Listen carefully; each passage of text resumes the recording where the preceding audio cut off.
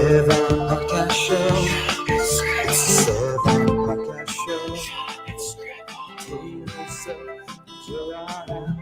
It's the Seven Podcast Show. It's the Seven Podcast Show.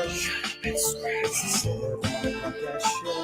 Treat yourself, enjoy our time. It's the Seven Podcast Show. Seven Podcast Show.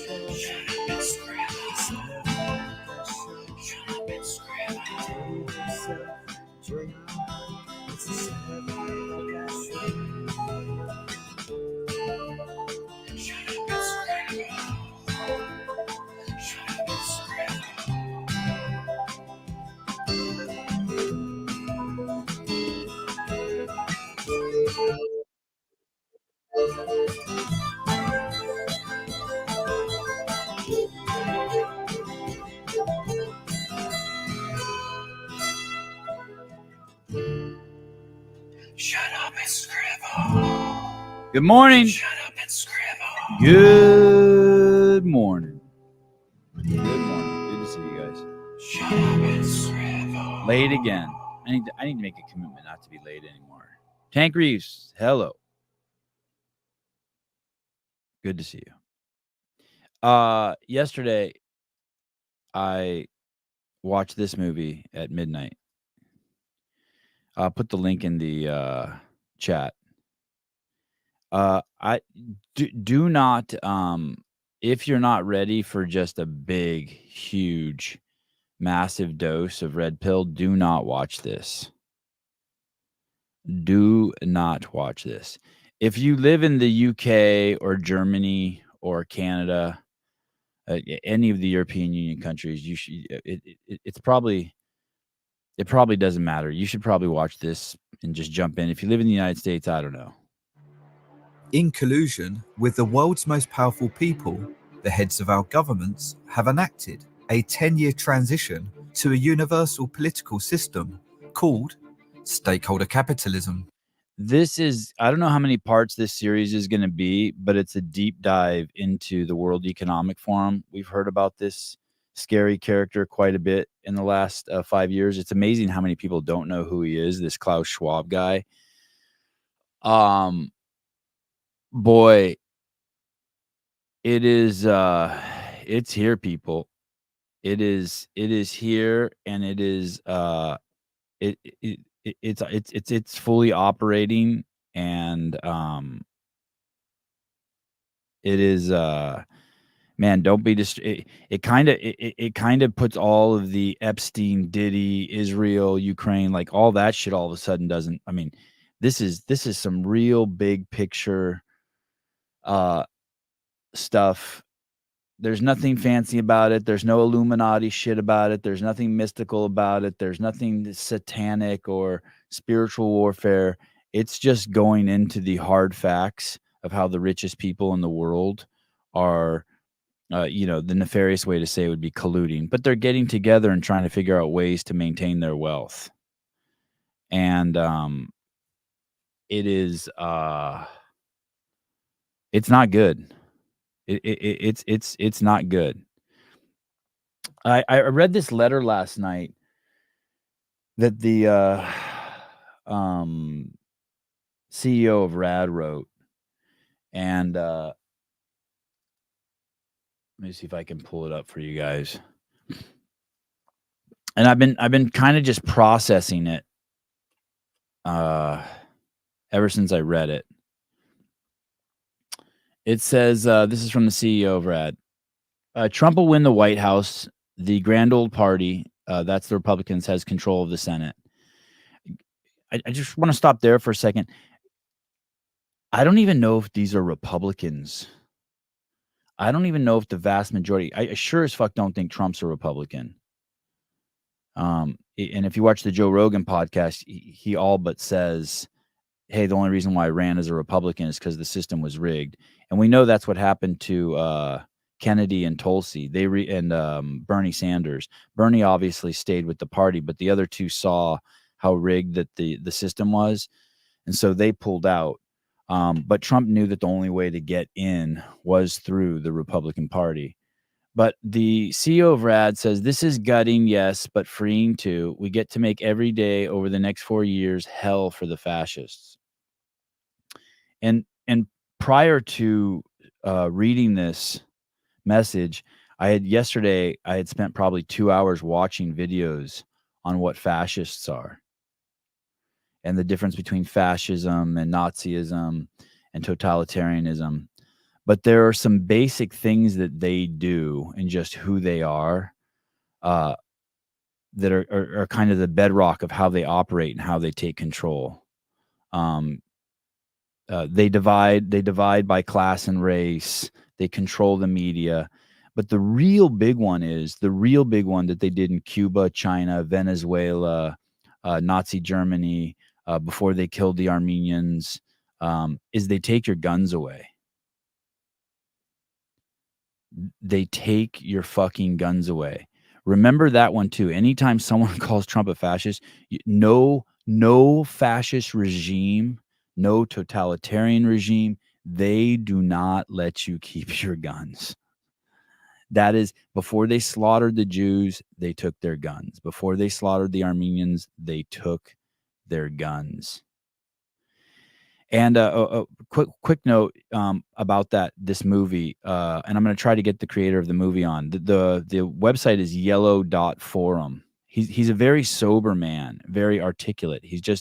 There's nothing dramatic. There's no sensationalism. There's nothing, he doesn't have any of the affects that Tucker or Matt Walsh or he's very sober. He's more along the lines of Rogan, just talking. And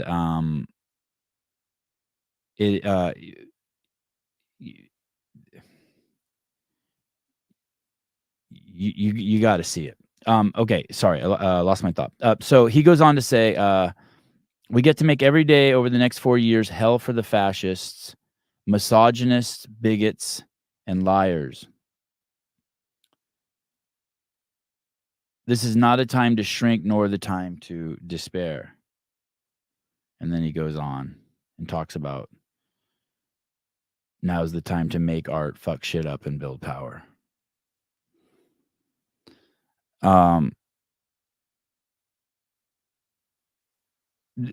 Obviously, the World Economic Forum and these groups need the United States to fall, and they need the United States to step in line. Oh, this is what I was going to say. Most of the fucking richest people, I don't know if that's true. A lot of the richest people in the world and the most powerful people in the world, the Al Gores, the Joe Bidens, the Kamalas, the O'Bidens, the Bill Gates, the president of India, Angela Merkel, Trudeau, they're all part of this World Economic Forum. And it is a one world organization.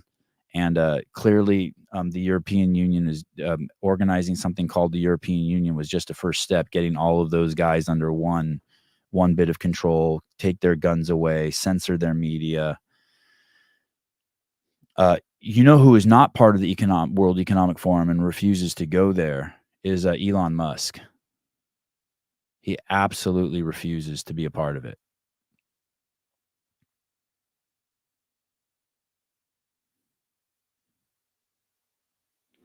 I've seen this exact same message. I think that's getting passed around.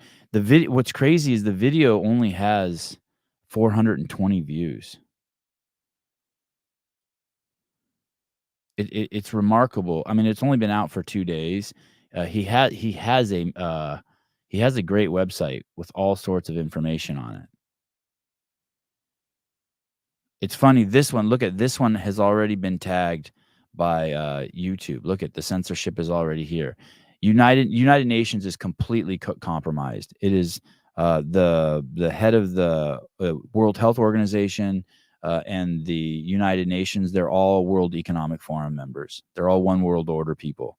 Climate change refers to long-term shifts in temperature and weather patterns. Human activities have been the main driver of climate change, primarily due to burning of fossil fuels like coal, oil, and gas. Look at that's the Greta Thunberg raised in the World Economic Forum. Just a tool. It's just 100% a tool to control the people, to manipulate the people. I don't think this RAD guy I don't know what country he's from. But I don't think this rad guy even knows what any of those words mean. You're seeing now that the Mexican men, Latino men and black men are now being called misogynists, ignorant, uneducated misogynists. And they're going to keep using this word, uneducated, when really they mean unindoctrinated, not indoctrinated. They haven't been to school where they were indoctrinated.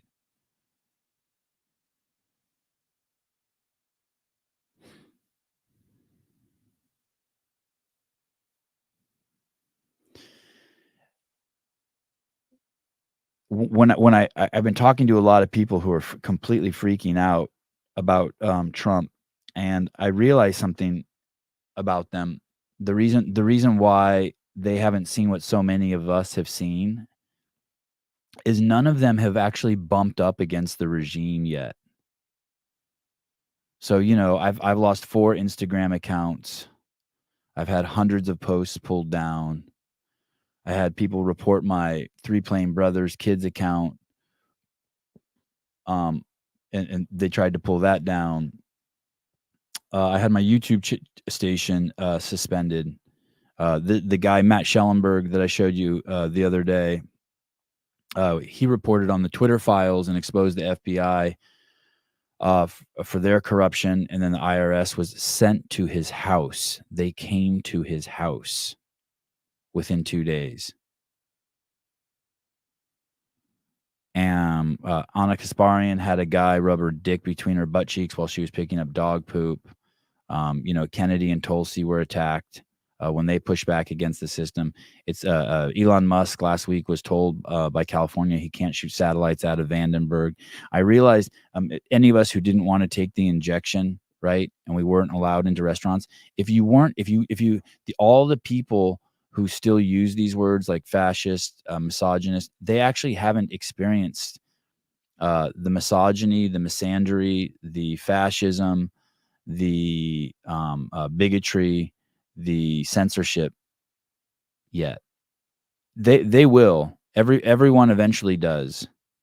It's just, does it happen too late to them? Because they think it's all fun and dandy to let the trannies get medical services first somewhere because they're a protected class, until it's them or their kid who needs those medical services. They think it's all fun and dandy to toe the line and believe in climate change until maybe they wake up and they realize it's all nonsense and they post something against it and they have their Instagram account pulled down and they lose all their income. And then they push up against it, and then they wake up.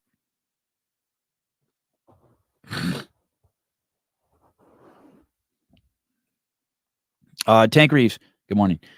Sevon, you believe they would allow Trump to get into power? Look at the voting count versus Biden 2020. It's all part of the plan. Yeah, so some people think that Trump is controlled opposition and he's just part of another cog in the wheel too.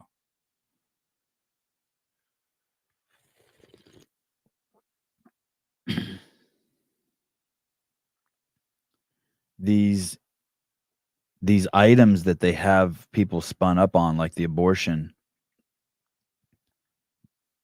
it's fascinating. They lie to them about their ability to kill babies and where they can and how long they can kill babies for. They call it women's reproductive rights. And you guys know I'm pro-choice. I would never fight for pro-choice rights. I don't care. I really don't care if I would not care if they made abortion illegal. But I would never stand up against it. I don't think. I'm not there yet. But I can see it clearly. It's definitely killing babies. It's definitely child sacrifice for one's own personal needs. To say it's a human rights thing is crazy because you're killing babies. To say it's standing up for women and yet you kill female babies there's so many inconsistencies. I think that's why so many of them are crazy. I don't think because they can't fully process things. So huge sections of their brains have to, and brain power and mental horsepower have to get compartmentalized and pushed away, right? They have to hide from the light in their own brain. And so if you're thinking illogically to maintain that structure, you really have to fucking compartmentalize and keep away so much stuff. That's why so many people from the right are so willing to talk to people on the left, but not vice versa. They can't go everywhere in their brain. There's places in their brain they cannot go. That's why this movie is even so scary for me. This World Economic Forum movie. I don't want to go there. I definitely don't want to go there. But just imagine you thinking that your freedom of speech is less important than your ability to kill babies. So you give up your freedom of speech, you give up your First Amendment in order to kill babies, and then they flip the script on you and they start coming after something you hold dear to you. Who knows what that is? Pick something.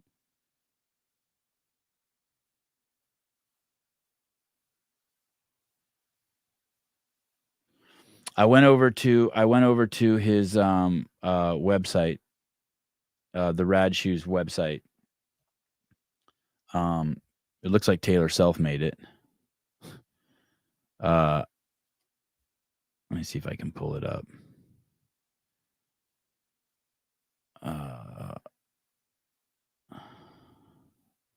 RAD Shoes. Let me see if I can just pull up RAD Shoes.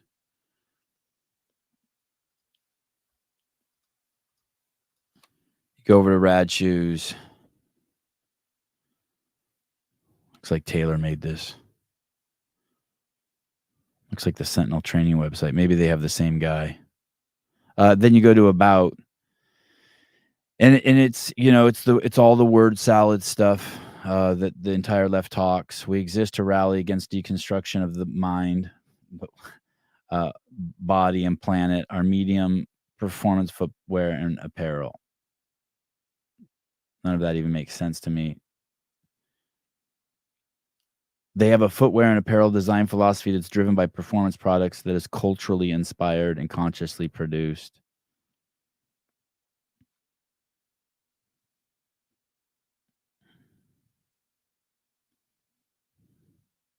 And then, of course, the world is in a climate crisis, and the way to fight climate change is not to consume anything.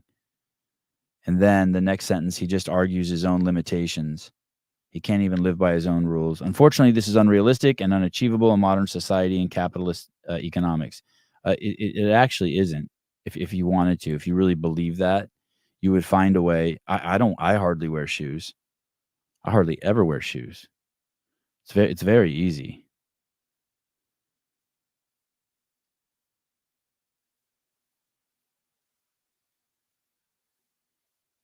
You will quickly see as you dip in that that actually climate change is just a climate change race. All of it's just a tool to it's just a tool that the fascists are using to control us. It's fuck, man. It is none of it's complex, none of it's mystical, none of it's like it really all of a sudden makes all the other shit so insignificant.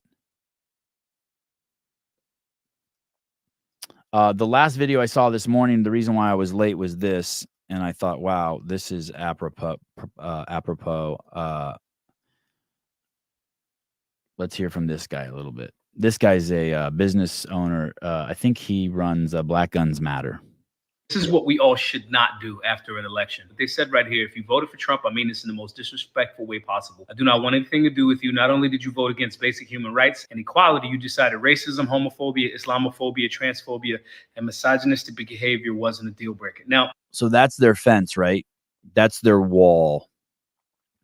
That's their wall. That's what's protecting all of their flawed thinking. That's what, for some reason, that's their giant block. That's the part they've compartmentalized. Anything they're trying to think of things, they have built this whole word salad of things to call you.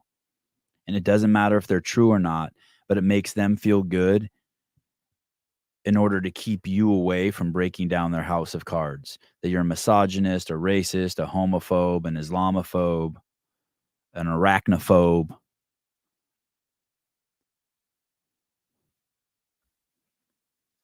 I know this person. I've done business with this person. This person used to actually do a lot of my flyers and things of that nature. So when I saw this on the post, I noticed that I was unfollowed. Okay, cool. And then after that, I said this to one of the people that responded. The person that responded was, I think she's another porn chick or something like that. But she says this, like an agreement. And I said, not this. This is a very emotional, inaccurate, non-logical take that does nothing but impact her business, friendships, and network in a negative way. I've gotten a bunch of my flyers done with this person, gave her merch, and never allowed a political choice based on policy and legislation have a negative impact on our interactions. So it's definitely not this, but I'll respect her decision to unfollow her as she has done me and disengage. Solutionaries, people are allowed to vote in a different direction than you for different reasons. Your talking points about their political leanings are wrong. This was not a campaign on misogyny. People weren't buying into Islamophobia or transphobia. Ironically, at a lot of these Trump rallies, there were people that were Islamic, that were Sikh, that were gays for Trump, that were black people for Trump, that whatever the fuck. My point is, we can't allow the narrative of the media. And so now they have it's uneducated, right? They can't figure out why so many Hispanics, blacks, women, Muslims, Jews, Chinese, they can't figure it out. They're tripping. So then the only thing that they can say is that they're uneducated.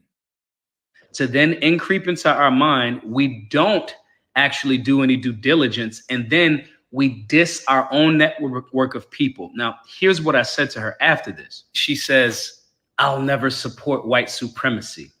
And this is a catch-all phrase that people that don't actually do activism work, that listen to goofballs that just blame everything on white supremacy as opposed to buckling down, they usually say that. And that's usually an early phase of somebody coming into some sort of like knowledge of self. But anyway, this was my response. Imagine thinking I would, or that's what that campaign was about. Either way, I'll respect your decision and will be around when you evolve out of where you are now. Be well. As much as we talk about...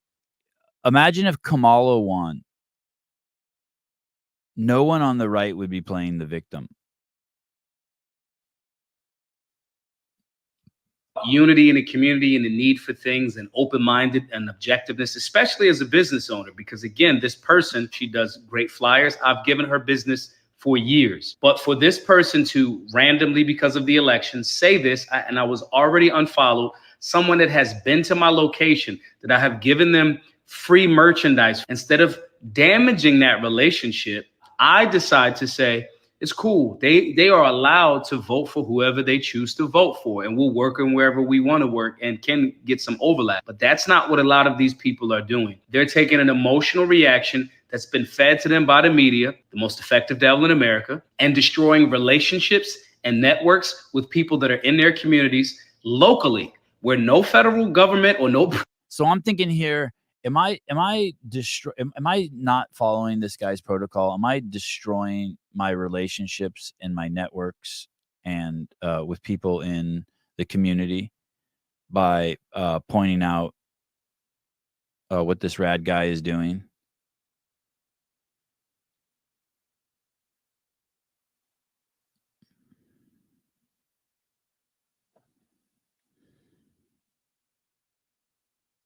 President is damaging those relationships because they have an emotional reaction to what media told them. Here's this person again, right here, pro-gun, gets information, has taken classes at my location, got a Black Guns Matter shirt on that I gave her for free. And this is not a diss. This is not an attack on her for getting free merch. It's none of that. It's not an attack on whatever her personal lifestyle is. It's none of that. It's a lesson for everybody over the next week or so, especially to not get bogged down. You make a little joke. It's like a football game. Yo, my team won. Cool. But do not destroy relationships, family environments, and your network because of your inaccurate understanding of what propaganda was presented to you, as well as your lack of understanding of civics. The reality is, if somebody wins the popular vote and the electoral college, the vast majority of people prefer that person over the other candidate. And this is not a direct attack or support for white supremacy. No, We have to work together in all of our respective communities, even in times where we may disagree, but making moves like this is bad money. Anyway, sign up for the classes, conflict resolution, de-escalation, civics, all that other good stuff over at Solutionary University. My name is Maj Toure, the founder of Solutionary University. Hope to see you all in class. Get some value from this. So this guy's trying to keep I don't know what the word is. An open mind. It sounds like he's trying to put his business first. That he doesn't want to close any doors. He has no issues working with mentally ill people as long, if they have services that he can provide them to not damage the relationships, so that he can still provide the services to them and have transactions with them.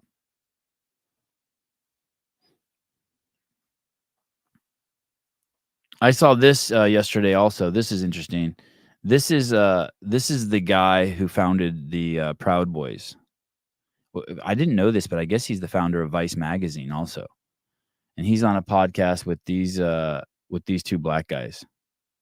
So the Proud Boys are supposedly white supremacist group. How did you come about starting the Proud Boys? We started becoming this like self-help thing where we're encouraging men to be men. Bunch of guys, dumb idiot club. The left needed right-wing violence because of Antifa and BLM. They were giving them a bad name. So they were like, are there any right-wing groups? And they go, well, there's these guys. Okay, make them into a white nationalist hate group. But there's black guys in it. Call them multiracial white supremacists. But what about the gays in it? They are self-hating gays. What about the Jews in it? They don't know the whole thing. And the media is so retarded and loose and desperate to do the bidding of the DNC that they ran with it. And they turned the group, the perception of the group, into this evil thing. But none of what the media says about them is true. There's the rally boys that would go to rallies and stuff. And there's a few guys that got sucked into J6 and got screwed over. But that was no big plan to take over the American government, obviously. How did you come about? Gays, Jews, and black guys in the Proud Boys.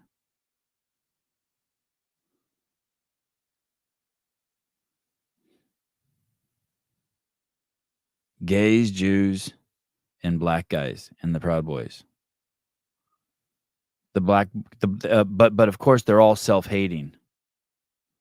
That's why they're in the group. Okay, well that explains why they're in the group, but why are they allowed in the group if it's a white supremacist group? I don't know if you guys saw the story on the black Israelites that Tommy G did. It has several million views on YouTube. There's an organization in New York that just openly hates white people. They train in Central Park. They believe in the death and destruction of all white people. They're pretty committed to their charter. The Proud Boys sounds like a gay movie. I agree.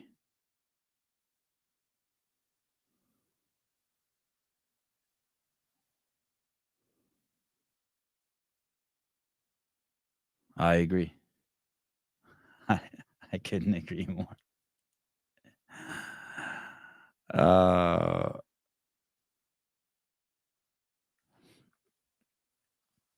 I saw this clip. I'll get back to the theme. I saw this clip yesterday, and it made me think of all you guys. It made me think of this morning show here. Have a good tribe is very important. To have a good tribe of people, and I think if there's anything that I'm very, very fortunate about, it's the people that I'm around. I have very good friends, and one of which is you. It's so valuable to have quality people around you because it makes you want to do better, because you admire the hard work that these people put in, like Mike Cam Haynes or Goggins or many of my friends, and people that are generous and people that are curious and people that are honest. They inspire you to do the same, and it's extremely valuable.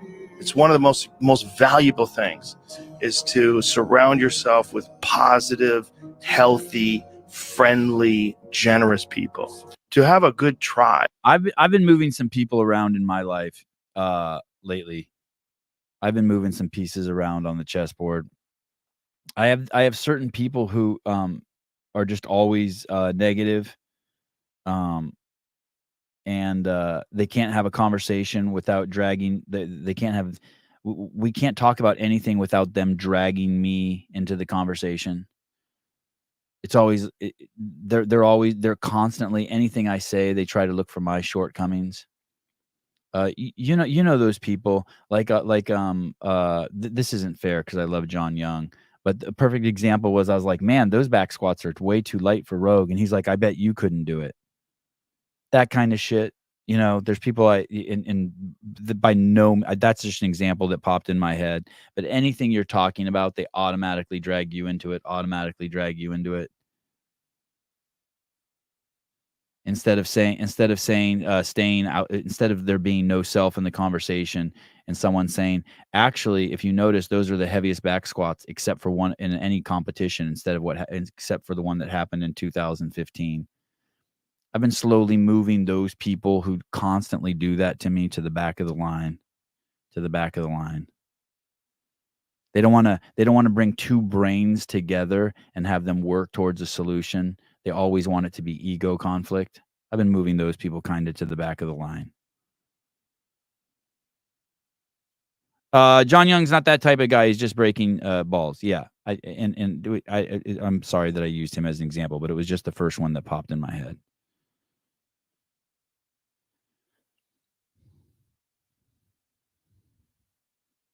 It would be like if you said to someone, hey, did you see this thing, this article that just came out from Stanford that says, 3% of the people who took this drug were injured. And then someone said, instead of someone saying, oh, can I see that article? Oh, but notice that this article, this guy has been, every article he does is against vaccines. Instead, they said to you, yeah, but you've always been a hippie, and they try to drag your character into it. Those people have been kind of moving to the back. I disagree. I think those people keep me in check. I always feel I feel like when I'm with those people, the conversation stops. Those are all the people the conversation stops, and there's never any depth to the conversation. It becomes more of a battle. It's not about, hey, that statement is incorrect. It's you're incorrect. And so you get two or three people together who aren't doing that and who are seriously like just throwing things out there. You can get some real depth in those conversations.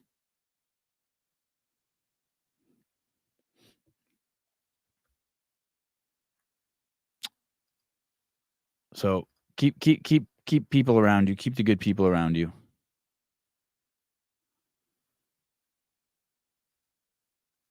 This is I felt like this was this is basically your typical liberal stance. They forget how hard rich people work. This is just fascinating to me. You work harder than Elon Musk? Yeah. Okay. Yeah, I do. Probably like 90% of the population works harder than Elon Musk. What do you do on a day-to-day basis? What do I do on a day-to-day basis? Yeah. I go to class, try to keep my grades up so that I don't have to lose my scholarship, so that I can continue to go to school, so that I can gain an education and don't fall into the same generational cycle that my family is, that has never been to college, has to live in a poor town. I'm just trying to do better for myself, and the stakes are higher for me as a poor person because of these scholarships that I have to keep my grades up for. So it's very stressful on a day-to-day basis. And Elon Musk or someone like that with that background who has billions of dollars never has to worry about But Elon Musk's parents weren't rich. Yeah, they were. They own an emerald mine. No, he started PayPal and sold it. So I just want to confirm before we go, because you guys are very great. You're convinced 100% that you work harder than Elon Musk. Yeah. So that's another part of the huge narrative that rich people don't work, that they were handed everything to them. This guy's wearing a Coca-Cola hat. I've never met a single wealthy person who's lazy. They're obsessed with work. Obsessed. I don't know why. I don't know why they think that. I don't know what the I don't know why they think that. All right. This guy, we talked about him yesterday. Scott Presler. Scott Presler. I want to try to get this guy on the show. Man, his Instagram is going crazy. This is the guy that you could arguably say won the election for Trump. If you don't know who he is, you should give him a follow. What a great character. I wonder how Rad, what's the guy's name? Ben. I wonder how Mr. Ben categorizes this guy. This guy is as gay as they fucking get.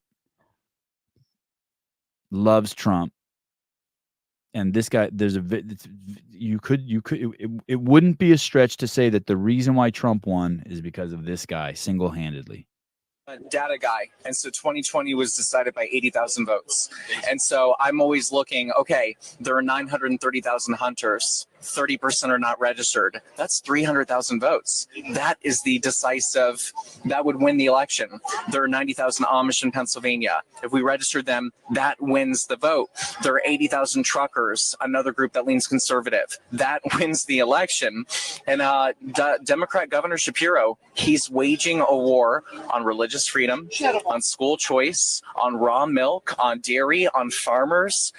Every aspect of Amish living is under attack. And so my goal is to meet this community and challenge them respectfully and say, why don't you vote when the government here in Pennsylvania is coming after your way of life? And I'll tell you, we are registering the Amish in record numbers, and that could very well deliver this state and deliver the White House. I'm a data guy, and so 2020. Fucking American hero. American hero. If you guys don't know the story, Google it. Amish raw milk. The government came in, shit on their raw milk production. FBI and the FDA. And this guy's like, yeah, great, right? How do you process that? How does the left process that? How come this guy doesn't believe all the how come this guy's not afraid of Trump? He's gay. How do you process that? You lump him in the uneducated pile? The ignorant pile? Janet Robertson, Scott Presler, 98%, Elon, 2%, both rock stars. Hey, by the way, Joel Salatin, the father of homesteading, we had him on the show. It was a great show. If you didn't see that interview, I usually don't recommend my own interviews, but go watch that interview. Joel Salatin, he's the godfather of homesteading. I think he's written more than 15 books. He was on the show. We didn't really talk about homesteading. I just got into his personal life and how he got to where he is. Brilliant man. It sounds like he's on Donald Trump's transition team, which is very, very cool. Oh, he's one of those misogynistic gays. Gotcha. Thank you.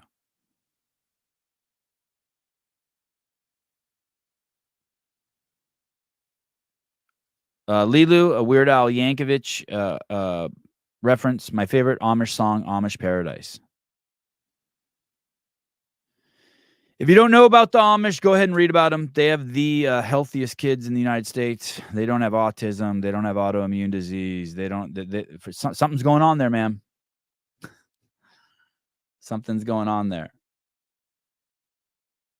And yet we want to send in the federal government to stop them from living their lifestyle. Some would even call that fascist. Totalitarian.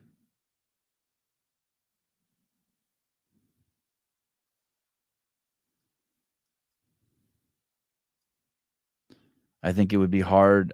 Ben, that's a gay. Is Ben gay? He seemed. Is the rad guy gay?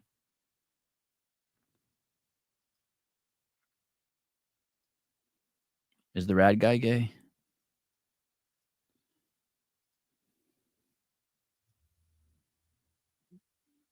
Ben, this is a good one for you too. This is the Japanese choir. We believe that America is the last stronghold of freedom for the whole world. We believe that America is the last stronghold for freedom in the world. We also believe strongly believe World War III. That Mr. Trump is the only president who can stop the threat of World War III. That is the world is now facing. Homophobic. That is why we support President Donald Trump to be restored as a true leader of this nation. So let us all sing the last song together for the glory of God and His love for America.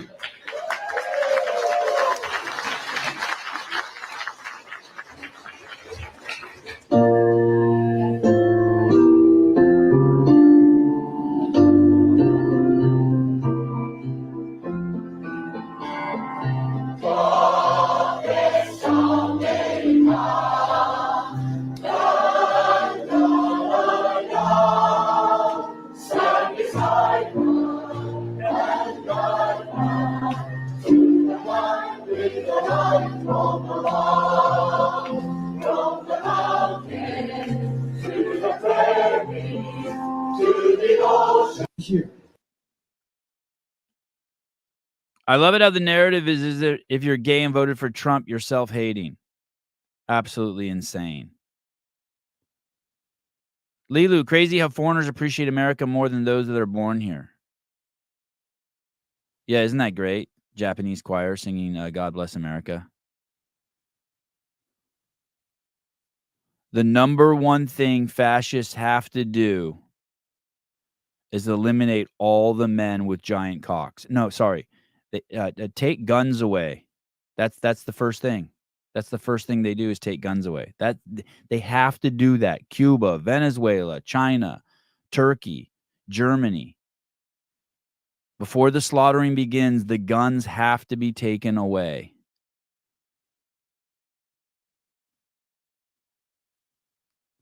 It is impossible.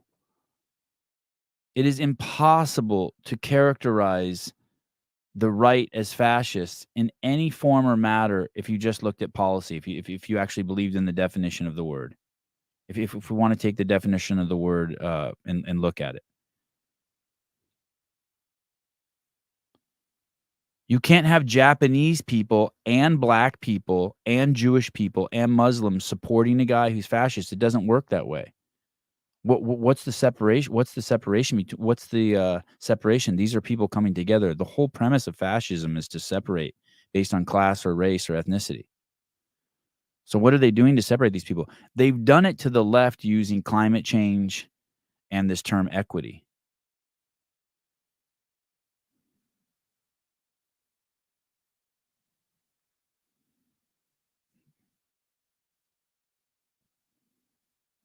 There are no free markets. There are no free markets with fascism. There's just censorship. Don Pate, Papa Sevon, what does this have to do with Rad Shoes? Ben over at Rad made a post saying that half this country is homophobic, Islamophobic, transphobic, racist, and misogynistic and fascist because Trump is in power. And I just think he's deeply, deeply confused. Deeply.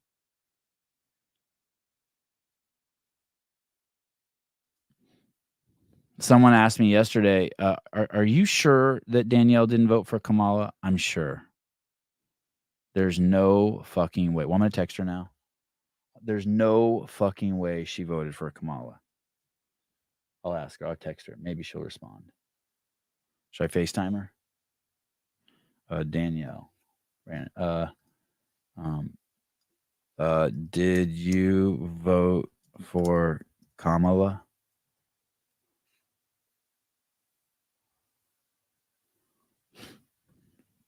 A lot of my friends did vote for Kamala.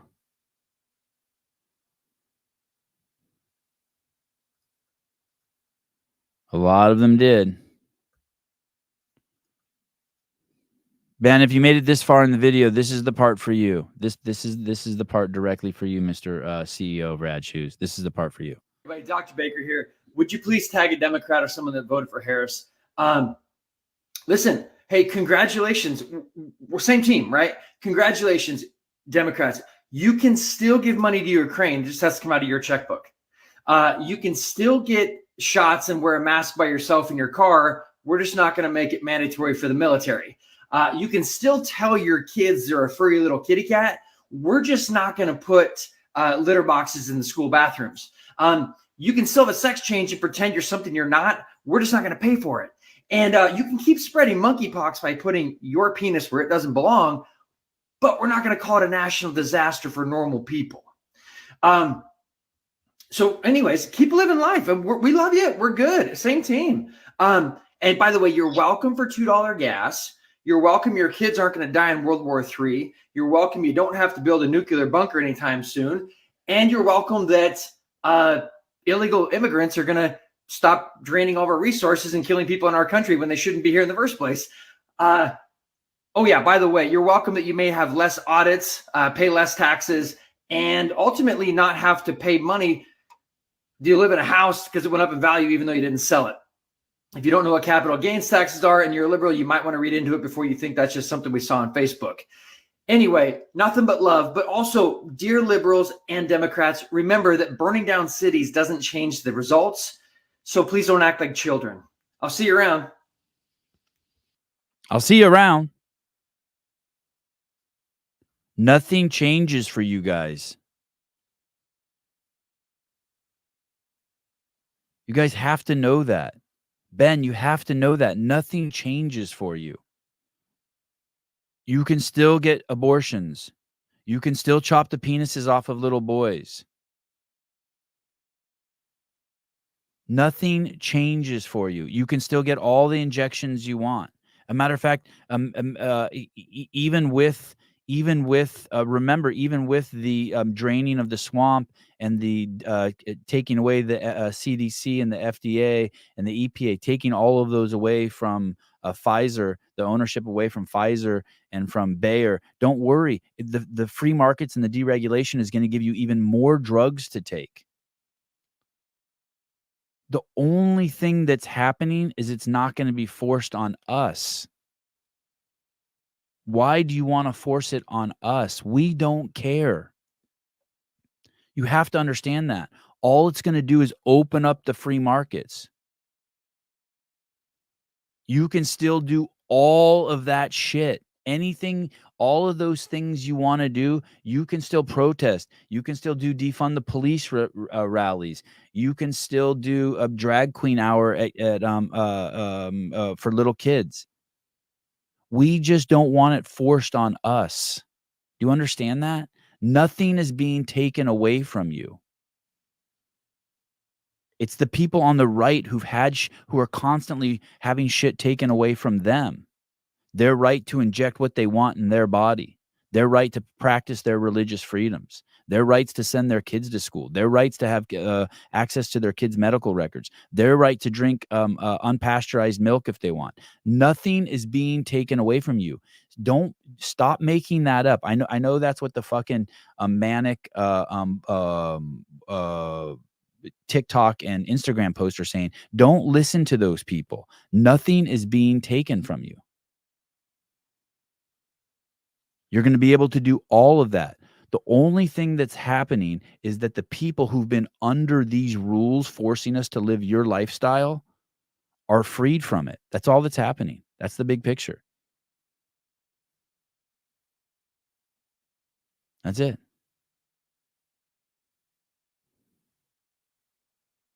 That's it.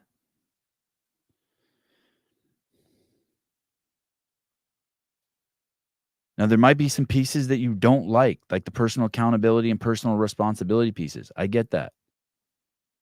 You want to stay on the plantation. You still want the rich people to pay for your schooling. You want your student loans waived. And I understand you wanting a free trip and a free ride, but you're the one who spent that money.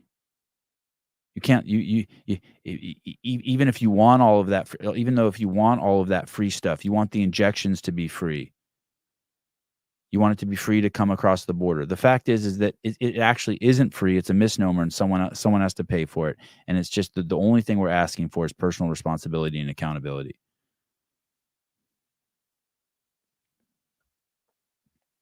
Brianna, I'm having things taken from me. I've worked 2 stupid jobs in DEI, and those now don't exist.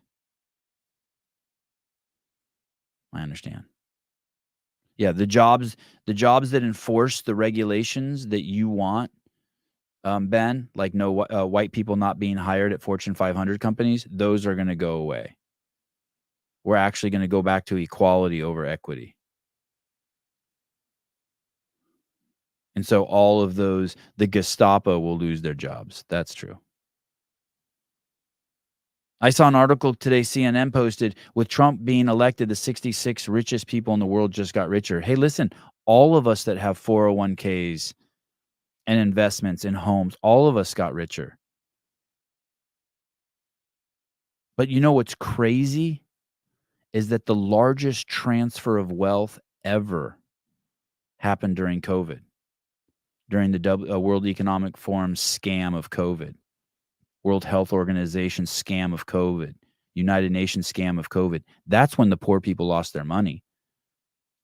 2/3 of all black-owned businesses shut down because of COVID regulations.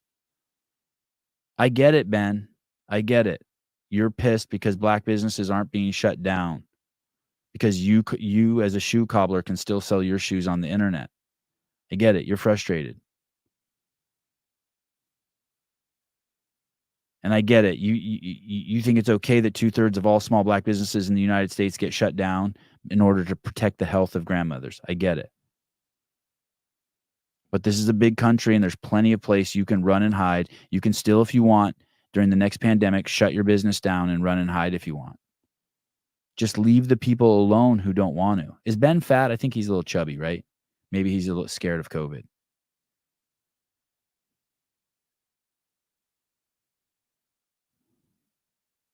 Oh, little fat guy.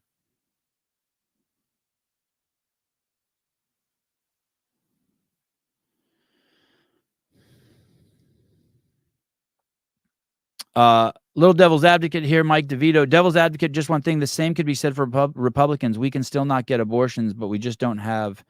We could still say approach. Could still. I don't know what you're saying, dude. You can kill babies anywhere you want. No one's lost access to killing babies. I actually looked it up the other day. There are 3 cases in the United States where a woman died because of some claim that she wasn't able to get an abortion in her state because of her state's laws, and she died. There's 3 cases I found.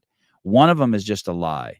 What actually happened was the chick took the abortion pill, and she got sepsis because she was pregnant with 2 twins, and she got sepsis, and because of the negligence around her sepsis, had nothing to do with the state not wanting to do an abortion on her. She died.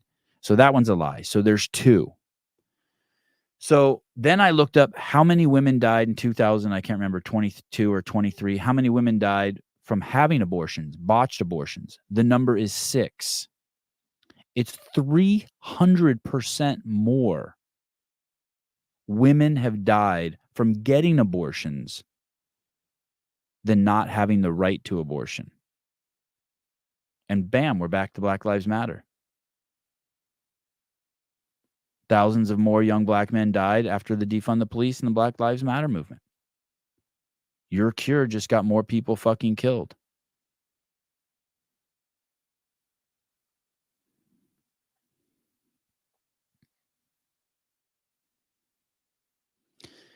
I hope Trump changes the 80,000 IRS agents into 80,000 ICE agents.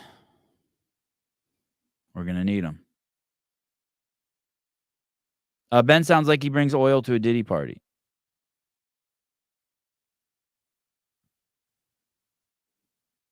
How many women were aborted? 35 million women, female babies have been killed since, I think, 1970 in the United States.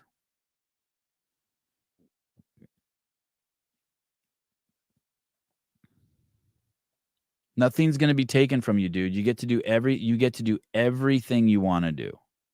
Nothing's going to be taken from you.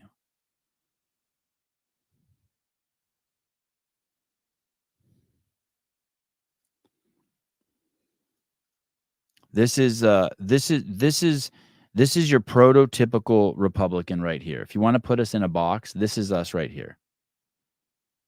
Call us what you want. Libertarian, Republican, Transformation Party. I don't care what you call us. This is us. These are this is who voted for Trump. If you're trying to figure out, instead of calling us misogynist, homophobic, Islamophobics, any of that stuff, this is us right here. This is us. Here we go. I am Steve Byrne. I am Korean and Irish. I am a boxer brief size medium. I am revolution. I am civil. I am July 4th. I am December 7th. I am September 11th. I'm slavery. I'm emancipation. I'm cotton and tobacco. I'm McDonald's and Starbucks. I'm Harry Tubman, Cesar Chavez. I'm Edison and Ford. I'm Gates and Jobs. I'm Elvis. I'm Hendrix. I'm Dean Martin. I am Bruce Lee. I'm on a train. I'm on a plane. I'm on the moon. I'm surfing the web. I'm uptown. I'm downtown. And I am Motown. I'm a blue state. I'm a red state. I am gay. I am straight. I'm a Jew. I'm a Muslim. I'm a Christian. I am black. I am white. I am brown. I am Latin. I am Asian. I am the founding fathers. I am the greatest generation. I'm Generation X, and I'm the millennials. I'm all these things because all these things are America, and I am an American, and I'm proud to be an American, and I hope one day my children will be too. And with that, I will say thank you.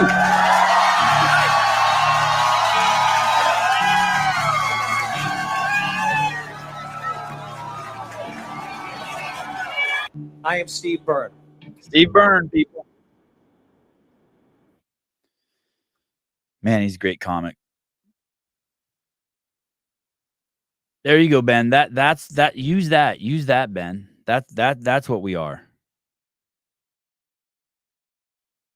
Let it go.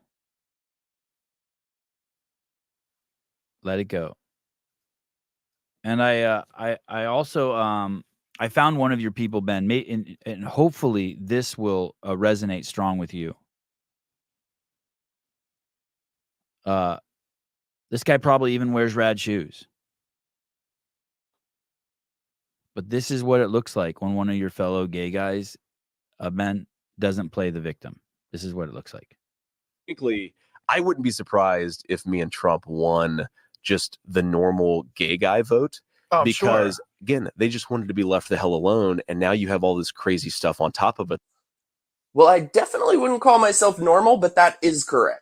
Now, I got some things to say regarding Trump and the gays. Given the fact that so many people lie about Trump being anti-gay, I will often feel the need to correct that with his actual track record. Trump was the first person to enter office supporting gay marriage. He appointed the first openly gay cabinet official. He launched an initiative to decriminalize homosexuality in countries where it's illegal. You know, actually doing something to try to help the most oppressed gay people on planet Earth. He pledged to end HIV by the year 2030. He had anti-gay language removed from the RNC platform. Oh, and the AIDS prevention drugs that all you little sluts are taking, guess who offered access to them free of charge? Donald Trump. So those are the facts. However, can we just be real for a moment? I feel ridiculous even talking about this subject, given the fact that we've got, you know, real problems. Have you seen the state of this country lately? We are watching as the Constitution is being lit ablaze, our First Amendment rights, our Second Amendment rights, all being chipped away at. There is war breaking out across the globe. There are illegal aliens flooding our wide open borders. We have a weaponized two-tiered justice system. We have seen the informal merger of big government with big corporation designed to consolidate wealth, consolidate power, and steer it away from the average American. We got communism knocking at the front door. We have a disappearing middle class. We have children being indoctrinated in public schools and grown adults being indoctrinated by what is basically state-run media. And I'm supposed to worry about gay shit?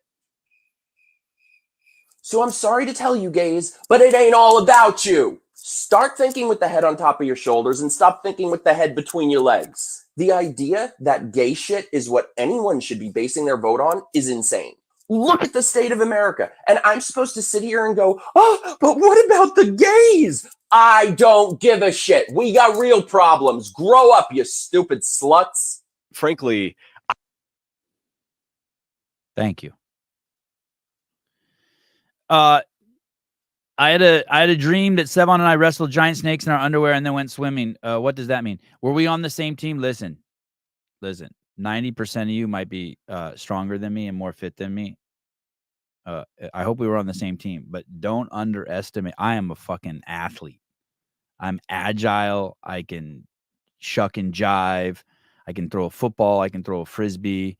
I can still fucking do handstands. I'm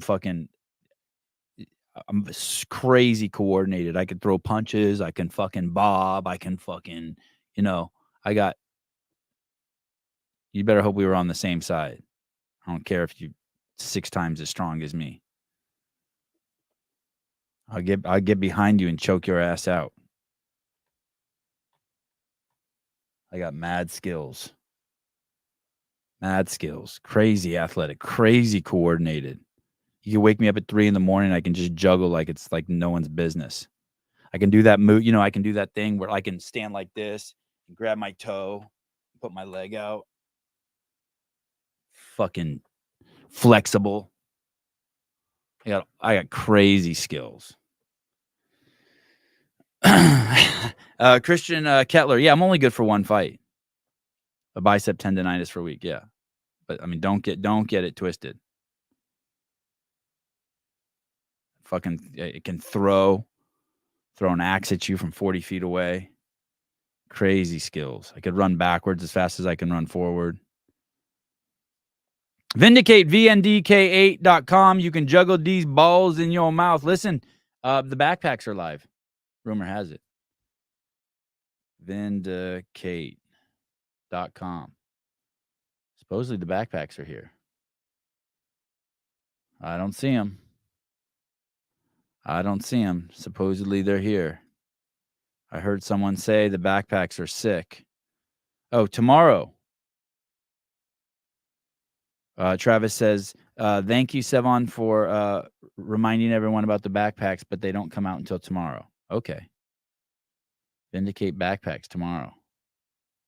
By the way, this is these blue pants right here are Heidi's ass. Heidi models for Vindicate. So if you ever wanted to know what her ass looked like, that is Heidi's butt. So there you go. Well, you got a little info on Heidi.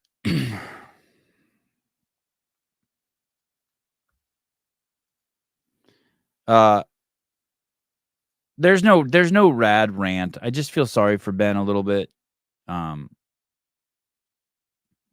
rad guy's deeply confused, and I'm just trying to let him know that it's not even what he thinks. It's not even what he thinks even a little bit. Like he's not even a little bit close. They're like, there's nothing even remotely fascist. What's crazy is those of us who know what fascism really is and have felt it, the totalitarianism, the censorship, the fascism, the living in places where they're trying to take, your guns, your ability to post on the internet, your ability to make your living, the ability to eat the food that you want, the ability to not have someone take your kids from you. Those of us who've actually felt it are like, holy fuck, when Trump won, we're like, oh, like we have real, everything that Ben's afraid of is imaginary. It's made up in his head. If you were to talk to that pudgy little gay guy, he couldn't tell you one thing where he actually witnessed it. It would just be shit that he fucking saw on the internet. It's nothing he's experienced. And yet tons of us have already experienced it. So when Trump gets elected, the rest of us are like, thank God. Thank God.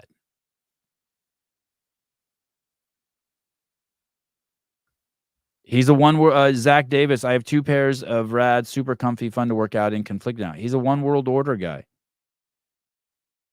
He's a socialist and a one world order guy. He's an anti-capitalist. He wants to give the power to fucking Bill Gates, fake meat, and Pfizer.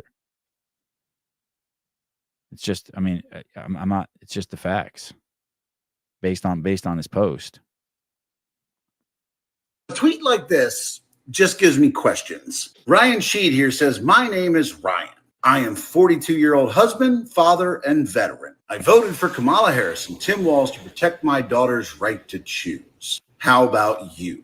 Now, see, here's what gives me a question. You voted for them to give your daughter the right to choose. I don't know how old your daughter is, but I just can't imagine that me as a father, that I would look at an election and go, okay, there's a few choices here to make. I want my daughter to grow up in a good economy. I want my daughter to grow up in a place that's safe from illegal immigrants. I want my daughter to grow up in a world where she doesn't have to endure World War III. And then going, hey, fuck all of that. The most important thing to me is making sure that she can get raw dogged without consequences. Because that's what you're saying here. You want to protect your daughter's right to choose. Well, for her to reach that choice, that means that one of the most important things to her is making sure the guys she fucks don't need to wear condoms. You're literally saying the most important thing isn't the economy. It ain't the border. It ain't national security. It isn't world security. It's making sure that my daughter can be a whore and not have consequences. That's fucking weird, Ryan. I'm not a father yet, but I seriously hope that when I am, I'm better than this. A tweet like this. Even if you wanted your daughter to have the right to end the life of a baby in her when she got fucking blasted at a frat party at 17, and you wanted her to be able to not have the baby, sacrifice the baby so she could finish school, her gender studies major. The trade-off, remember, the trade-off is your daughter will be able to kill her baby. Don't worry about the consequences to her that she has to live with that the rest of her life. But the consequences on the other side are this.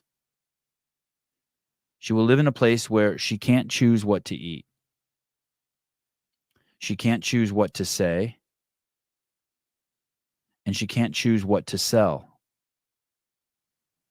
And she won't be able to decide what drugs go into her body. So even if you insist, just imagine, and what's happening in the UK, it's even what you're allowed to think. They've started thought laws there.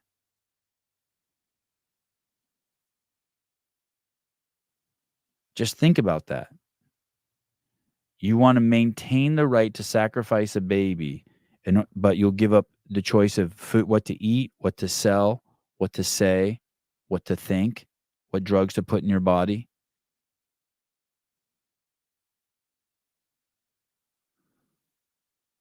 Yeah, they have thought crime laws now in the UK. It's fucking nuts. People have already gone to jail for it. I saw a lady already went to jail for it.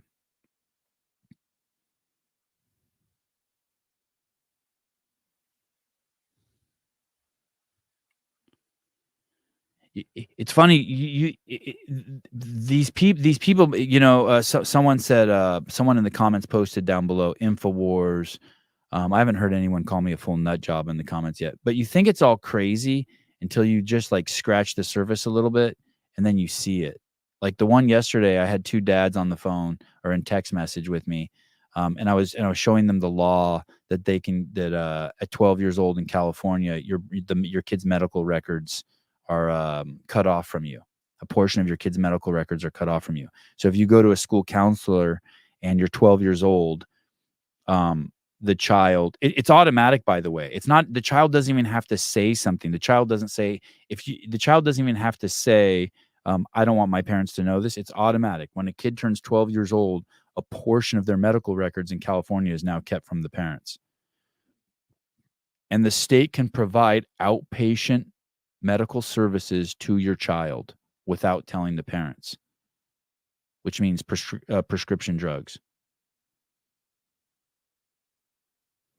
And I'm telling these two guys this, and they think I'm fucking crazy. There's no fucking way. I'm like, dude, it's been going on for years.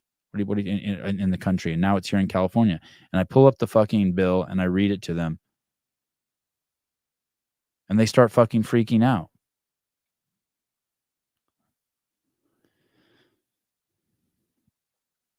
What are you doing in California? It's a great question. The thing is, and maybe I'm delusional. I'm open to that. But the problem I homeschool my kids, so I'm with my kids all the time. So I have them under their, like, all the time. And most kids in the state of California, they leave the house at 9 a.m. and they stay away from their parents until 3 p.m. They go behind the chain link fence. And that's where that shit happens.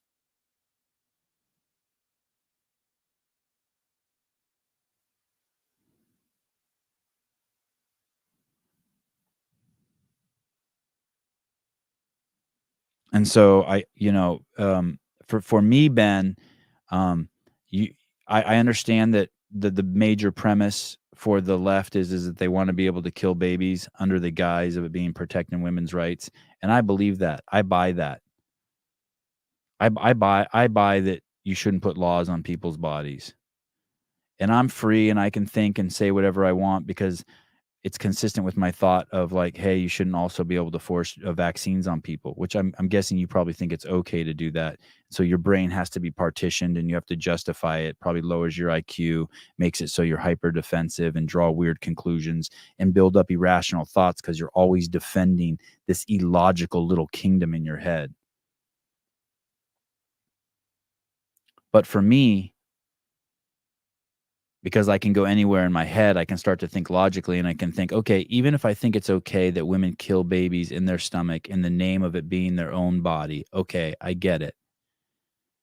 In the hierarchy of things, I would rather protect kids that are alive. So if the two choices are, I get to kill babies in the womb under the premise that it's in another person's body so they still have control over it, or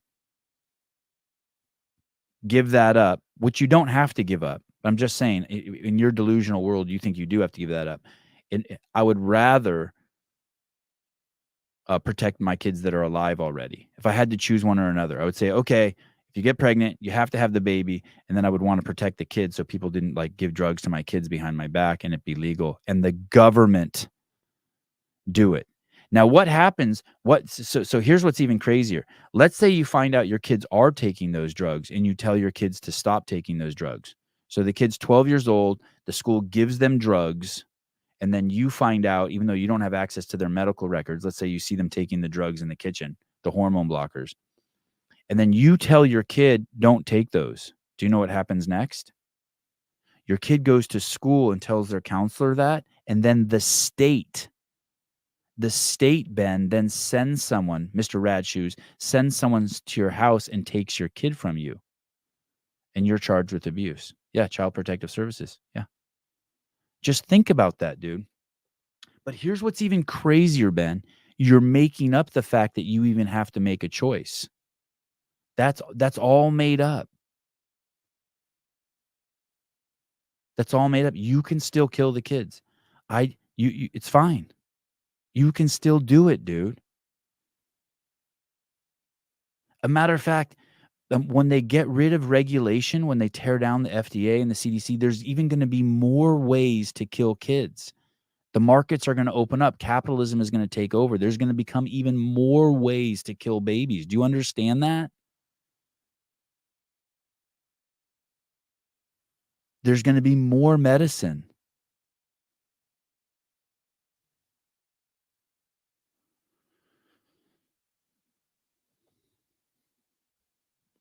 If I believed in God, I would say, God help you, Ben. And all your torment and all the crazy people, I know you hang out with crazy people, and all your torment and all your anguish and all your frustration that you express, all of that goes away because your thinking starts becoming in natural order. The natural order is fucking capitalism. That's what it is. Your natural order is to bring service to other human beings, to create and bring to other human beings. That is our natural order. That is when we're the happiest. That's when we're the most healthy. That's the one when we're the most successful. That's the one where we're the most productive. That's the natural order.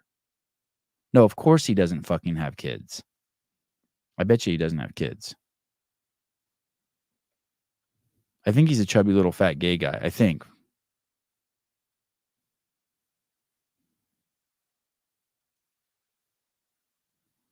That's the only part of the story I'm not true. That part I made up. I don't know. I don't know what he is, but that's just my impression of him. The shoe seems gay to me. Like it's cultural based. I think it's culturally based in homosexual iconography.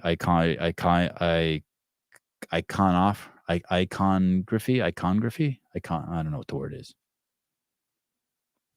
That's why I mean, can't you see Danielle surrounding herself with a lot of gay guys, a lot of cuck simp type of guys? Yeah, flamboyant. They're a flamboyant shoe, yeah. Like a vaudevillian, like, you know. Like if you used to work at Abercrombie, and you're rebelling against your gay days at Abercrombie, JR, then you would like Rad Shoes as you got older. It's a way you can still be gay, but you're rebelling against those grays and blacks and whites to more festive gay.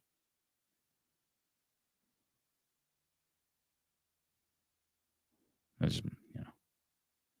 know, I'm no fashionista.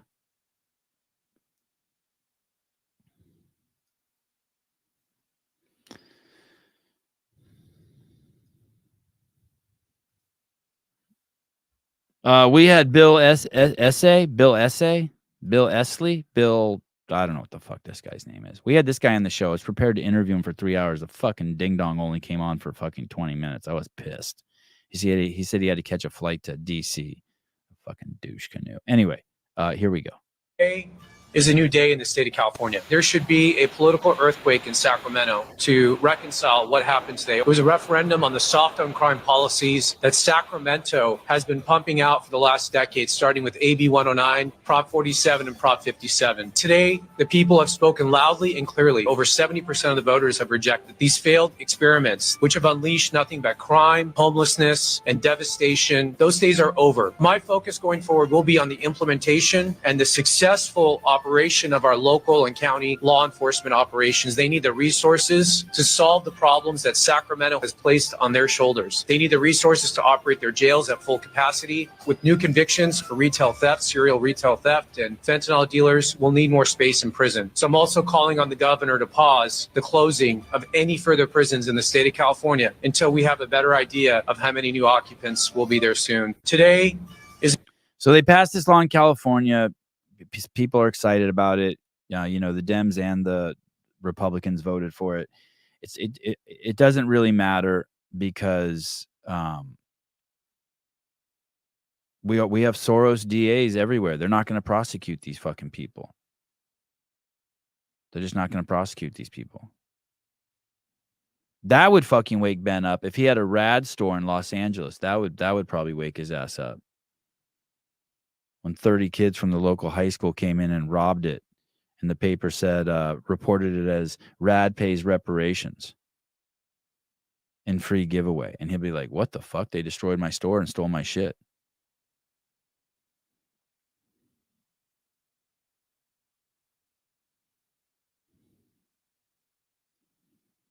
Californians also rejected a rent control measure. California did relatively well on the ballot propositions. And the Soros DA in LA was crushed. Yeah, what a joke that guy is, huh?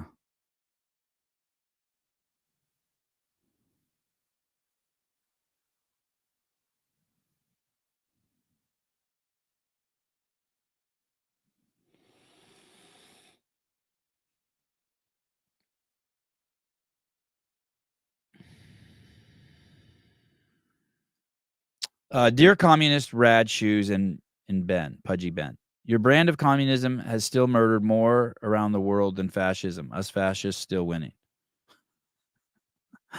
Ramji. Yeah, the deaths that the left has caused, that's a whole nother crazy rabbit hole to fall down into.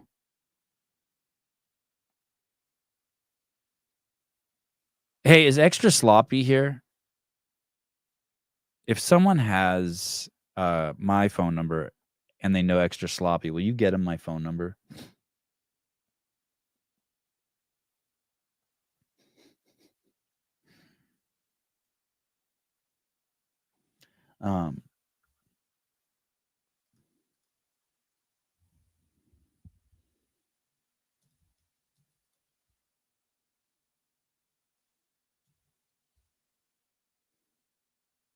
Well, I was right. Danielle did not vote for Kamala. That's all I can tell you. I am right.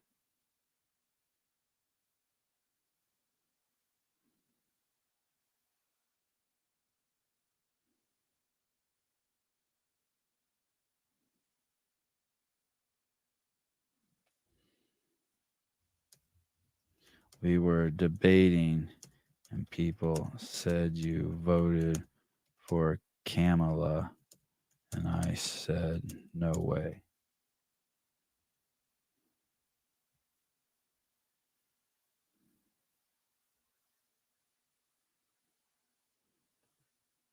Oh, shit.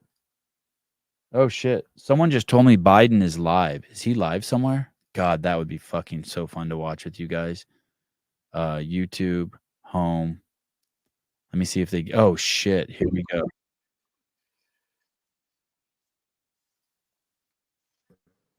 I direct my... I'm going to start it from the beginning. I'm just forwarding it 10 second increments. Commander-in-Chief, ladies and gentlemen, the President of the United States, Joe Biden.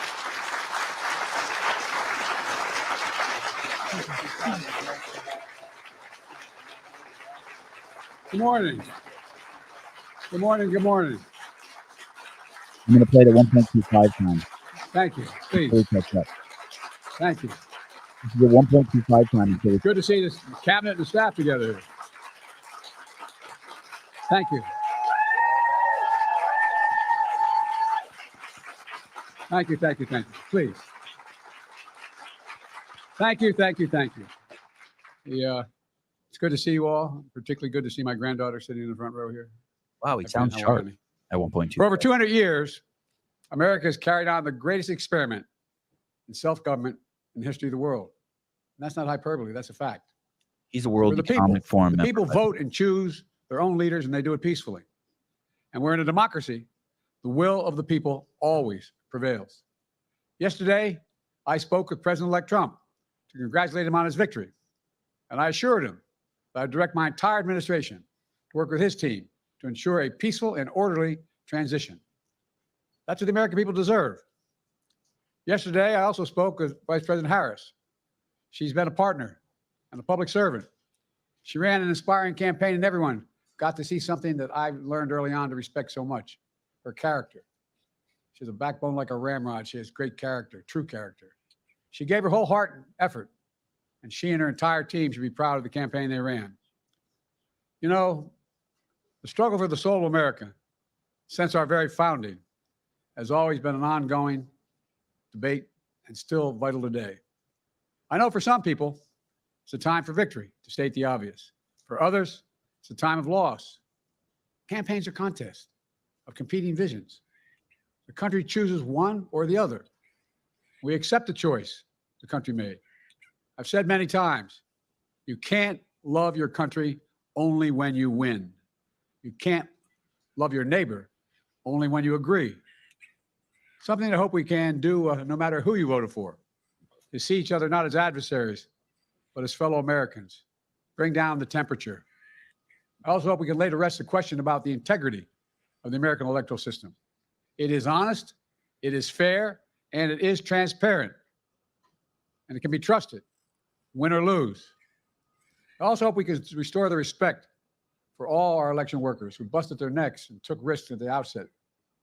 We should thank them. Thank them for staffing voting sites, counting the votes, protecting the very integrity of the election. Many of them are volunteers who do it simply out of love for their country. And as they did their duty as citizens, I will do my duty as president. I'll fulfill my oath, and I will honor the Constitution. On January 20th, we'll have a peaceful transfer of power here in America. To all our incredible staff, supporters, cabinet members, all the people who've been hanging out with me for the last 4 years, God love you, as my mother would say. Thank you so much. You put so much into the past 4 years. I know it's a difficult time. You're hurting. I hear you and I see you. But don't forget all that we accomplished. It's been a historic presidency. Not because I'm president, because what we've done, what you've done. A presidency for all Americans. Much of the work we've done is already being felt by the American people. The vast majority of it will not be felt over the next 10 years. We have legislation we passed. It's just only now just really kicking in. We're going to see over $1 trillion worth of infrastructure work done, changing people's lives in rural communities and communities that are in real difficulty because it takes time to get it done. And so much more. It's going to take time, but it's there. The road ahead is clear, assuming we sustain it. There's so much we can get done and will get done based on the way the legislation was passed. And it's truly historic. You know, we're leaving behind the strongest economy in the world. I know people are still hurting, but things are changing rapidly. Together, we've changed America for the better. Now we have 74 days to finish the term, our term. Let's make every day count. That's the responsibility we have to the American people. Look, folks, you all know it in your lives. Setbacks are unavoidable, but giving up is unforgivable. Setbacks are unavoidable, but giving up is unforgivable. We all get knocked down, but the measure of our character, as my dad would say, is how quickly we get back up. Remember, a defeat does not mean we are defeated. We lost this battle. The America of your dreams is calling for you to get back up. That's the story of America for over 240 years and counting. It's a story for all of us, not just some of us. The American experiment endures. We're going to be okay, but we need to stay engaged. We need to keep going. And above all, we need to keep the faith. I'm so proud to have worked with all of you. I really mean it. I sincerely mean it. God bless you all. God bless America. And may God protect our troops. Thank you, thank you, thank you.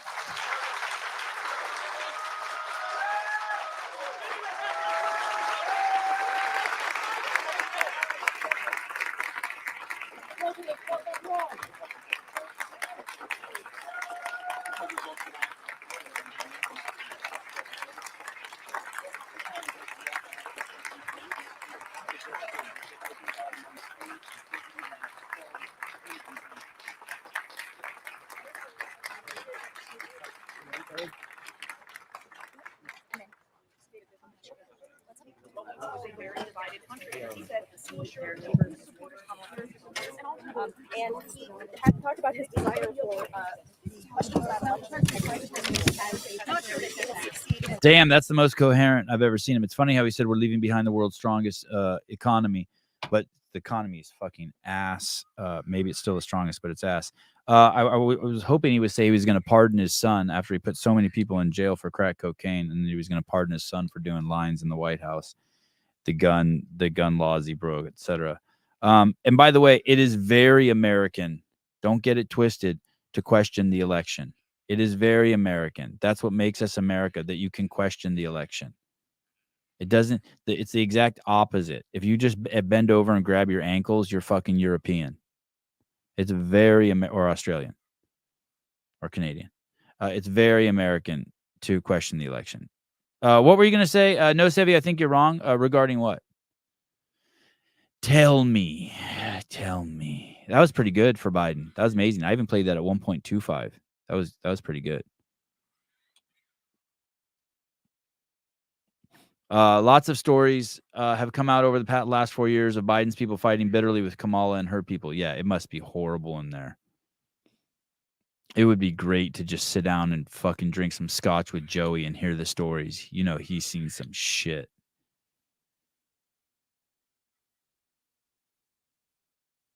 I'd love to know what I'm wrong about. It's good. It's good to get a little unfucked every once in a while. I think the booger sugar was Kamala's. Oh.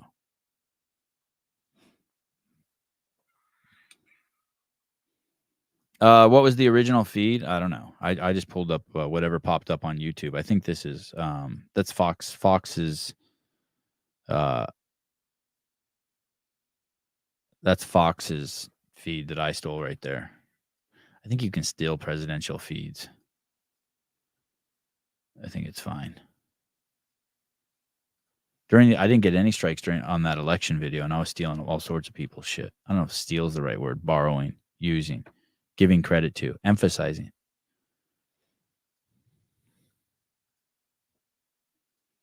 I got which I erased all my notes. I started over. I had just pages and pages of notes, and I was like, you know what? I'm throwing it all away after the election. Throwing it all away. Sevi, if you saw your penis twin, how would you tell? I saw my penis twin? Like if I saw a penis that looked just like mine?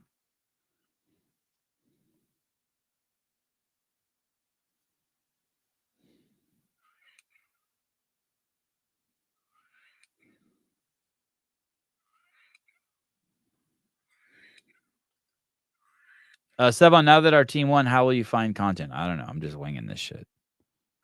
Maybe I'll start. You know what? I've started listening to Eckhart Tolle again, like some of his newer things. Maybe I'll start incorporating Tolle into my. Maybe I'll pivot back to.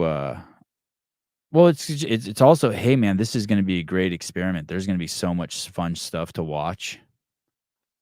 So much fun stuff to watch now. I mean, basically, we have a new cook in the kitchen. We're going from Italian to fucking Chinese food. I mean, it's a whole switch.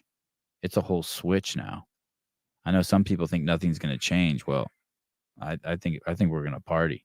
This is the people that will be leaving the country because of a Trump victory: Alec Baldwin, Whoopi Goldberg, John Legend, Chrissy Teigen, Rob Reiner, Barbara Streisand, Cher, Nancy Pelosi, Hillary Clinton, Megan Rapinoe, Tom Hanks, Amy Schumer, AOC, Lady Gaga, Taylor Swift, Bill Gates, Jane Fonda, Madonna, Mark Ruffalo, Kim Kardashian, Bruce Springsteen, George Clooney, Hunter Biden, Oprah, Robert De Niro, Samuel L. Jackson, Miley Cyrus, Travis Kelce, Bobby Althoff, Rashida Tlaib, Stormy Daniels, Dr. Anthony Fauci, George Soros, Diddy, Eminem, Ellen DeGeneres, Sean Penn, Sharon Stone, Ashley Judd, Tommy Lee, Bryan Cranston, Billy Joe Armstrong.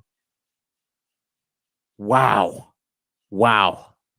These are all people that said that if he won, they would want to leave the country. And honestly, if they did, the country would be a much better place. Please, everybody in Hollywood, all the woke people thinking about leaving the country, please do it. List the people that will. I can't. Was Travis Kelce on that list? Was he? He'll go anywhere Taylor tells him to go. Zach Davis, Diddy's not going anywhere. So funny. God damn.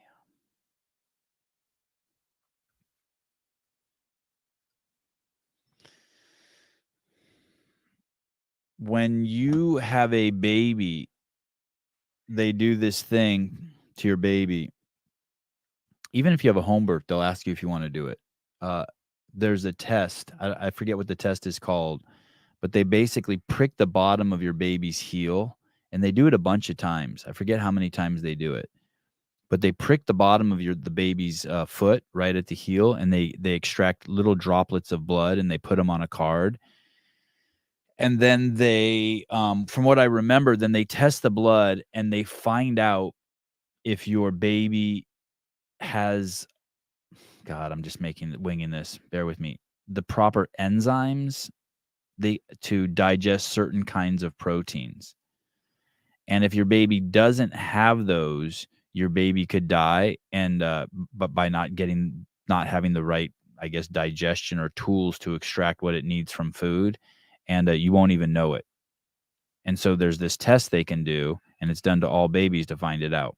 I think that's what it is. Someone in the comments will unfuck me. But basically, it's some sort of test. It has to do with your baby's ability to process some proteins. Sleeky says it tests for 9 serious diseases. So they asked me if I wanted to do that for my kid. And so I looked up the 9 diseases, whatever it is. I don't even remember. I looked up the diseases that they test for. And the odds of having those diseases were fewer than 1. It was like 1 in 500,000 or something. And there were less than 500,000 kids that year born in California. So I'm like, so they want to do a test on my kid that is so fucking rare that a kid in California probably won't have it this year. But I was tripping because I got a Jew wife, inbred Jew wife, Ashkenazi tribe, and I'm inbred Armenian, very small gene pools. We got our issues, I guess, so they say. So I'm like, maybe I should do it. Maybe I shouldn't do it. But 1 in 500,000, and there's not even 500,000 kids born every year in California. I'm tripping, right? So then I look up and I try to find some studies of what the implications are to poking your kid's foot, your kid's heel, that many times when they're born. And there was only one study done, and it was done on rats. And you can look the study up if you want, and find out. But the implication, the development of every rat's foot that was pricked versus not pricked was pretty crazy. And it's not what you see on the outside. It's the number of,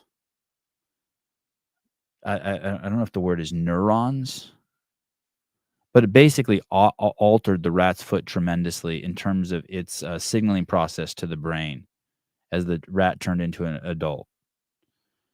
So I opted not to do it. Pricking rat's foot test baby, California. Yeah, does that find it? I wonder if that finds it. Pricking rat's foot baby blood test. I'll do that. It's called the a heel prick test, also known as a newborn heel stick test, is a blood test that screens newborns for rare medical conditions. Let me see. Why do they prick your newborn baby's foot? Newborn blood spot test, heel prick test. I'll type in heel prick test rats. Heel prick test rats study. Shit, if I find it, that'd be crazy.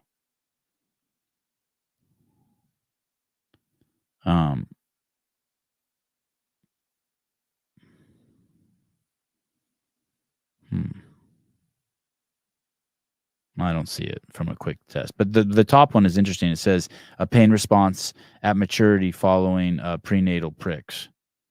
That's interesting. God, that's so scary. Prenatal pricks. So, anyway,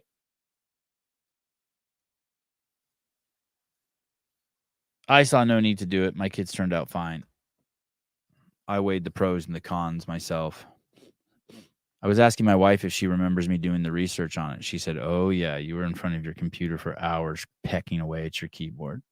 And then I saw this today. Pre-baby born in California gets a heel prick shortly after birth. Their newborn blood fills 6 spots on a special card used to test them for genetic disorders that, if treated early enough, could prevent severe disabilities, even death. Doctors only need a few spots for the baby's own life-saving test.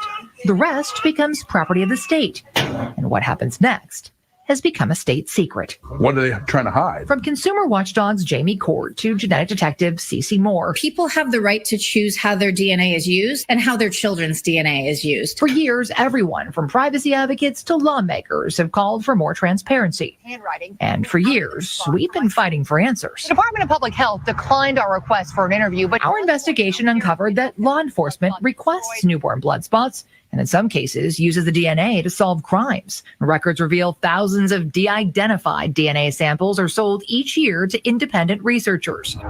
But since the pandemic, California's public health department suddenly refuses to reveal who's now using our DNA samples for research and why, saying it's no longer tracking that information like it used to, and it's not required to create a record telling us who has access to our DNA.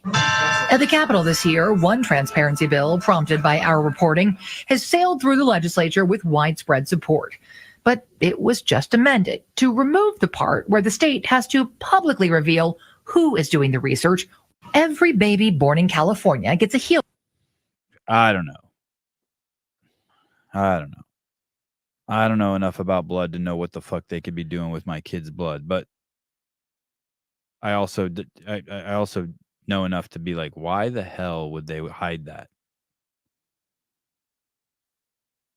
Like, that makes no CRISPR research. Why hide that? Who cares? Just tell us. I did see RFK's new post. That's the kind of shit that's going to scare people. Here's the thing. Before you get scared, before you like freak out and be like, oh my God, what's going to happen to education if they shut down the Department of Education? Just go over to the wiki page and just read what the Department of Education is. Just read it and then think, okay, what would happen if this went away?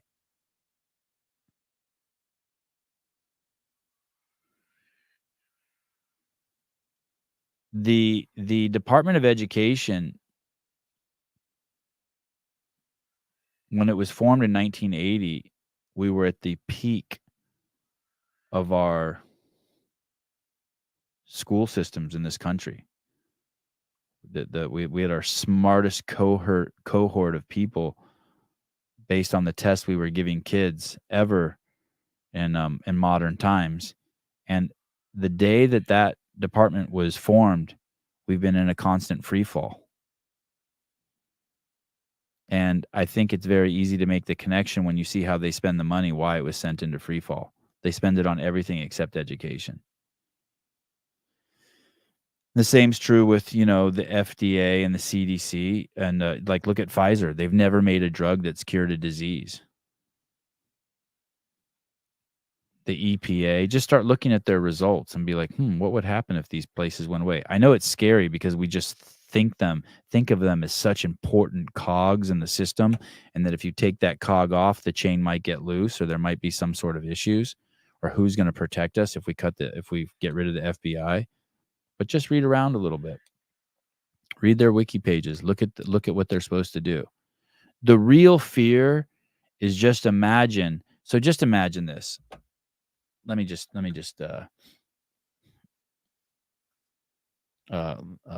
pull this up. Just to do some Talking Elite Fitness math. Some Lone Ranger math. Let me do some Lone Ranger math for you. If you have a $86 billion budget, that's 86,000. That's 86 million. That's $86 billion, right? And you divide that by, let's say the average person there makes, how much do you want to say, $100,000 a year? Let's do $120,000 a year. That means it employs us. It would be the pay for 716,000 people. 716,000 people making $120,000 a year. Now let me look. How many people work for the Department of Education? Now, a lot of people who get that money obviously don't work for the Department of Education because they spend it at other places to manipulate people. They have 2,700 employees. Those people are terrified, right? And so just think about it. If that can give 700,000 people $120,000 each, and they only employ 2,400 people, those 2,400 people are now controlling another 700,000 people with their money. That's all it is. They have all of this money and they're controlling those people out there. I shouldn't say that's all it is. That's one of the aspects of it. So they can control 700,000 people with their budget at $120,000 a piece.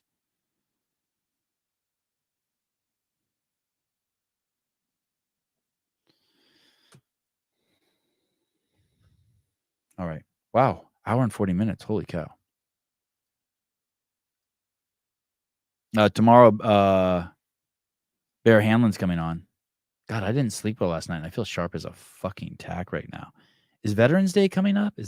What's going on here? What is this? This is from Born Primitive. Veterans Day weekend, Friday, November 8th, a.m. Biggest moment. Prepared, going to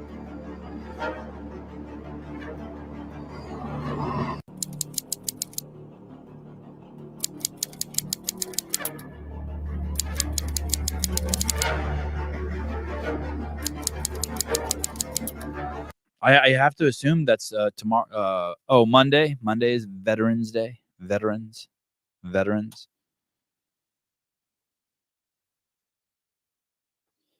Maybe your workout is Chad. Todd, I think Chad would break me. What's the weight vest on Chad? I think 1,000 step-ups even with no weight would break me. Last time I did it, I felt clicking behind my knee. And I didn't use weight. Oh, headed to yoga. Your mom is on her way. I think I'll take 9 a.m. yoga class. I'll be back at 10:30. We have a Zoom meeting with their teacher, Amanda, at 11. All right.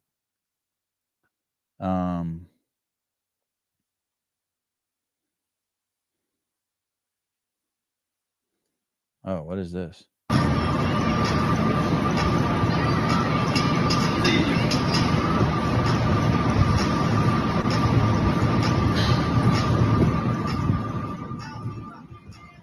Holy shit, John Young looks like Jeffrey Dahmer. There you go.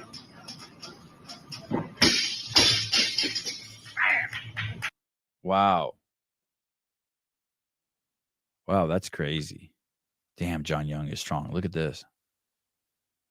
Let me see entire screen.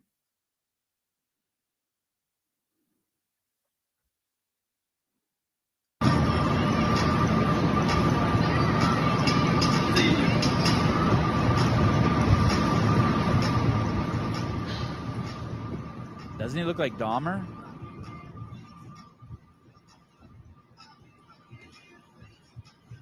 There you go.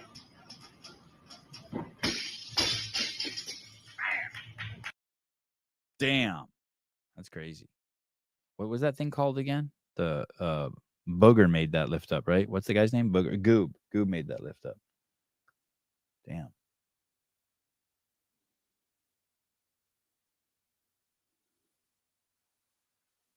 That's crazy. All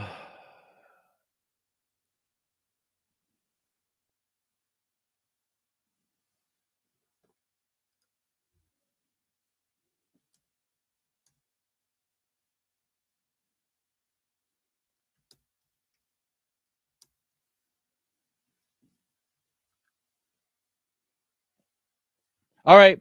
Love you guys. See you guys later. We have a show tonight at 6 p.m. Pacific Standard Time. We'll be going over the Rogue Invitational. We'll tell you who's going to win the men's competition. I'm trying to get Bill Grundler on tonight with us. It's the 7 podcast.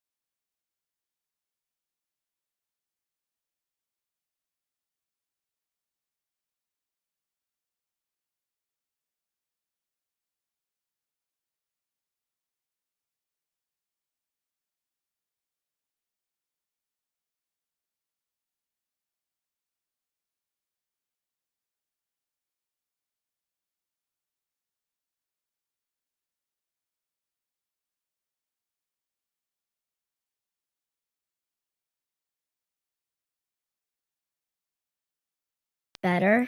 Mm-hmm. We go to Arizona. Oh. I mean, I hope it's going to get better. You play so much on it. You're still fighting a lot, jumping off the bed, running around in the field. You played football for an hour. So hard. You'll probably never get better. You'll probably be 20 and still have a broken toe. Still be resting. Well, I didn't run in the at the park that much.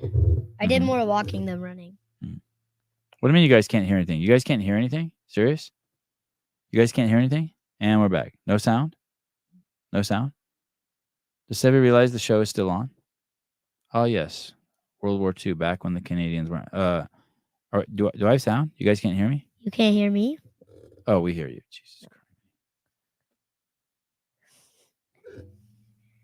Christ. I have to go in soon. For your piano? Yeah. The show is actually over. I just didn't click off because I saw you walk up. I knew that. Oh. Why, were you watching it inside? No. You guys didn't hear the music playing? Can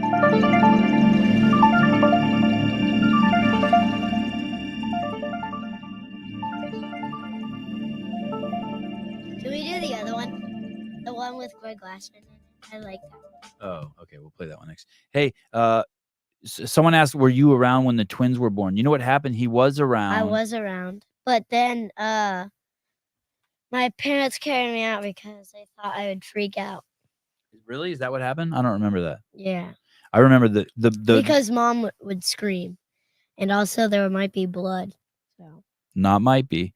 The way I remember it is it was just going on forever. It was like a 25-hour birth. I think to get both the twins out, and so I think. So one time, you could turn my headphone a little bit more up. I think what happened is one time. Wasn't when birth, but one time when mom knew when she was having twins, yeah, she screamed so loud, and I was scared. Messi started freaking out, and I started freaking out because she yelled so loud. The way I remember it is the birth was going for so long, and that we called Meds Mighty, and she came over and got you. I think she lived in Vallejo at the time. Yeah. You guys can't hear me? I can hear you. I know you can hear me, but the audience is saying Sevon passed out, or I don't know. I don't know what's going on. Am I frozen? Am I not on here? You're probably frozen. Stop it! You don't even know what you're talking about. Yeah, I do. I know what frozen is. It's where it's just like you're stuck in position while they're watching you. Do you like doing the show with Ari, or he comes on strong, huh? Yeah. You could turn my headphone a little bit more up. Yeah, same with me. No, you can turn my mic up a little bit. There we go. You like this one? Oh no, I didn't pass out. I love that shit. I love the bird stuff. The next victim is waiting in the wing.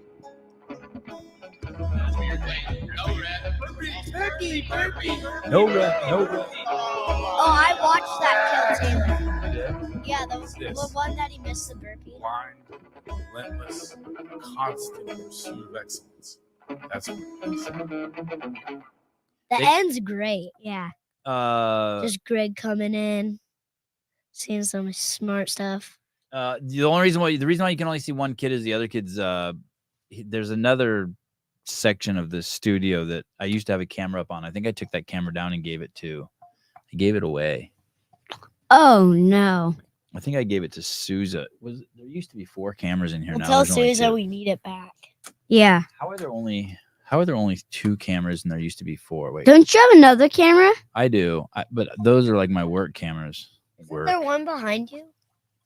No. Do you think I work hard? Heidi, you don't need a camera. Just plug these in. Plug the TV in. No, you don't understand, Ari. That is just like for searching stuff. Do you think I work hard? Yeah, probably.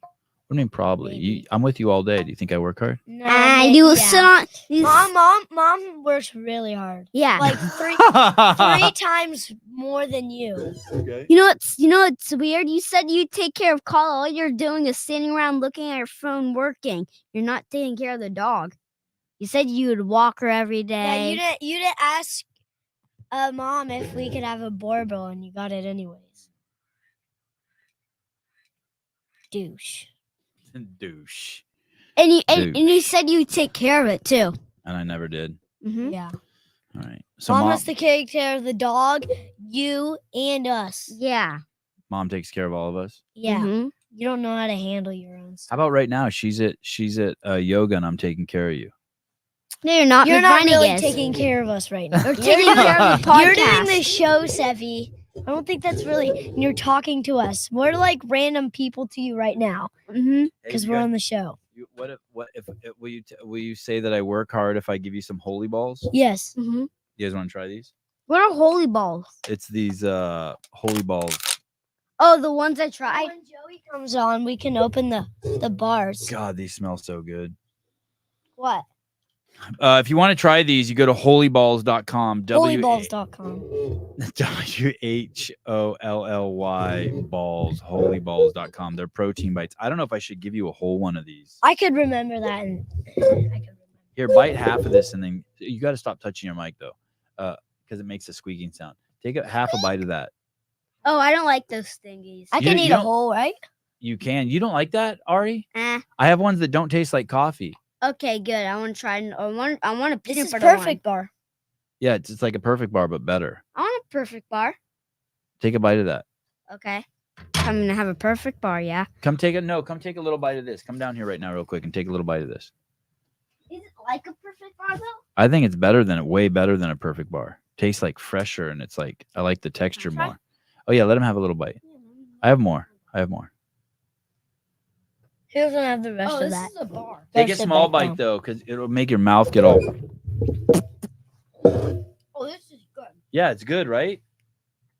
If you take small bites, it's good. You really need this. This would go great with milk. Yeah.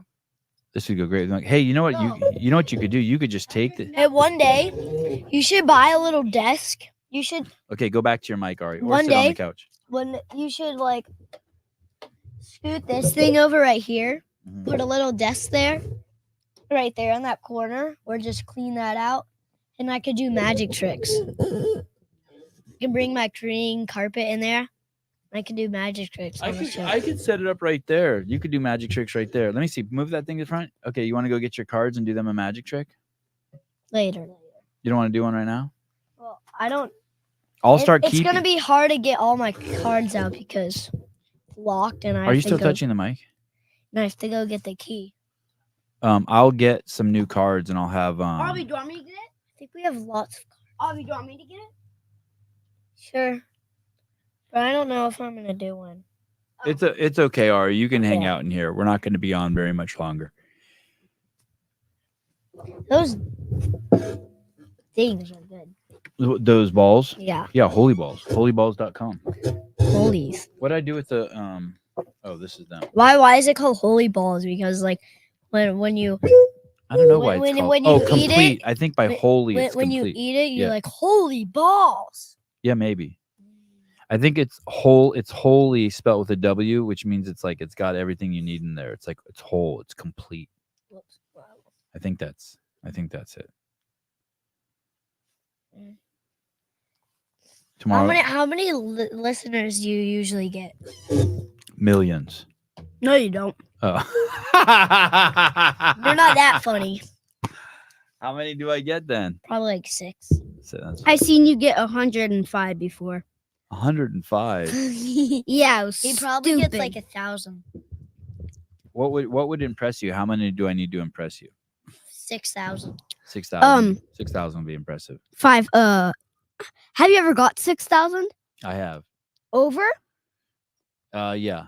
You mean like live at the same time, all watching at the same time? Yeah. I think one time we were covering this event. How many did you get on the CrossFit Games? Like, We were covering this event that's called Wadapalooza, and it's in Florida. oh, I heard that. What does James Sprague still have? Like, Can I finish my story? Yeah. And it started raining. Oh. And all the other people who were covering the event turned off their cameras, and we had the only camera on. And Matt Souza was there with the camera. So that was the only time I think we went over 6,000 concurrent listeners. Okay, what did you say? What does James Sprague have? Like, what's the sickness called? Pneumonia. Do you want me to send James Sprague a link and see if he'll come on? Yeah. Yeah. Okay, let's see if he'll come on. Wait, who's James Sprague? The fittest man on earth. The Oh, yeah, that fittest guy? man on earth. Let's see if James. Isn't he really funny? He's very funny. Not really. No, he's funny. He's cool. He's cool as shit.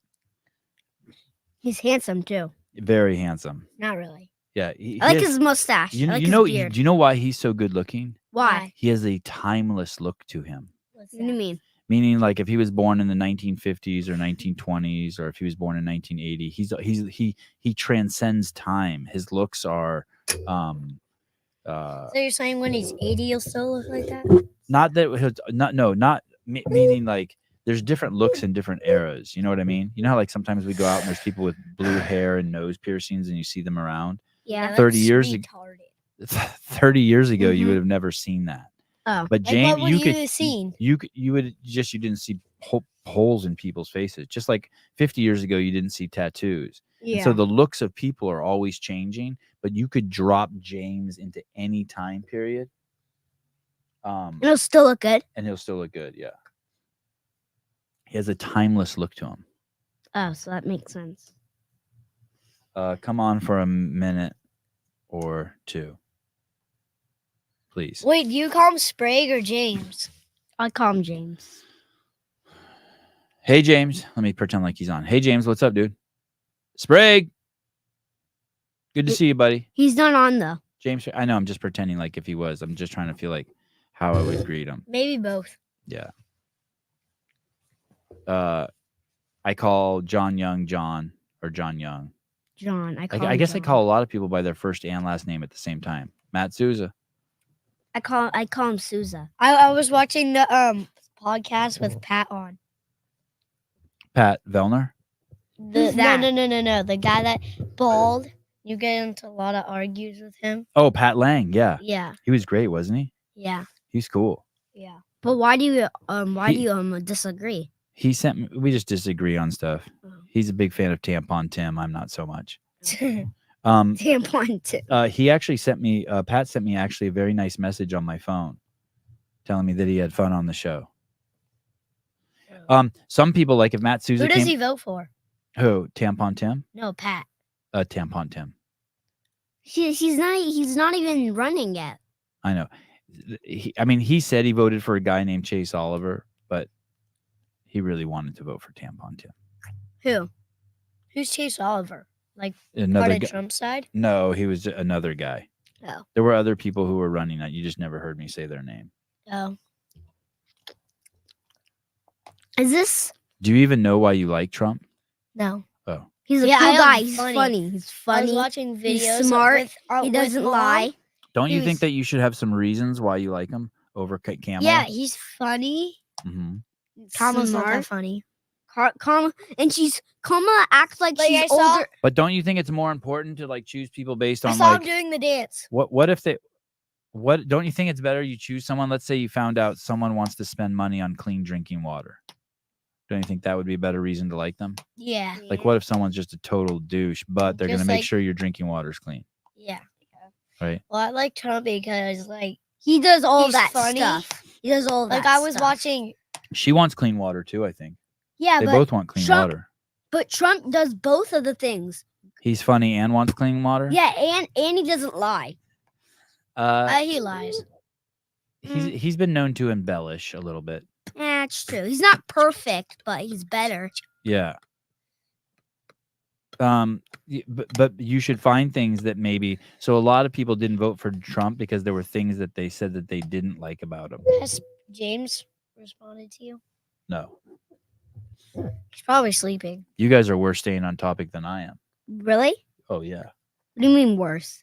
meaning you guys don't stay focused. Oh Jesus Christ, dude. What? Send me a screenshot. I don't want him to see me looking at his stories anymore. People keep sending me this person's Instagram account to look at his stories. I don't want him to know that I'm looking at his stories. James? No, not James. Who? I don't even know the guy's name. Joel Godet. He was a Does he listen to your show? probably not. He was a broadcaster for CrossFit, and he's completely losing his mind and coming unhinged because Trump won. Is it Trump? There's a video of this girl and there was this boy copying her because Trump won.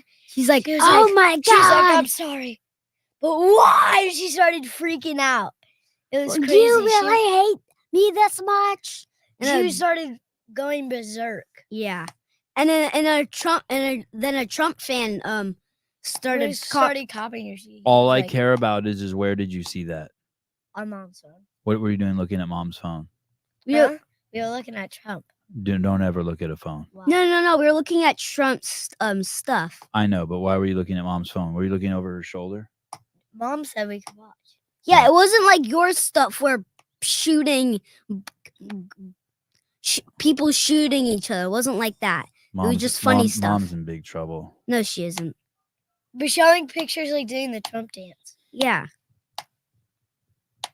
Oh, she was showing you dancing? Yeah, and that And I lady. learned some.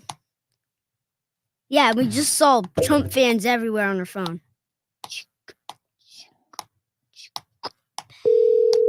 Oh no. Yeah. Boots and cats. Don't. I'm gonna put a foot up her. you've reached Haley. She put her foot up I was her. gonna put a foot up her ass. Sucks to be you, Sevy.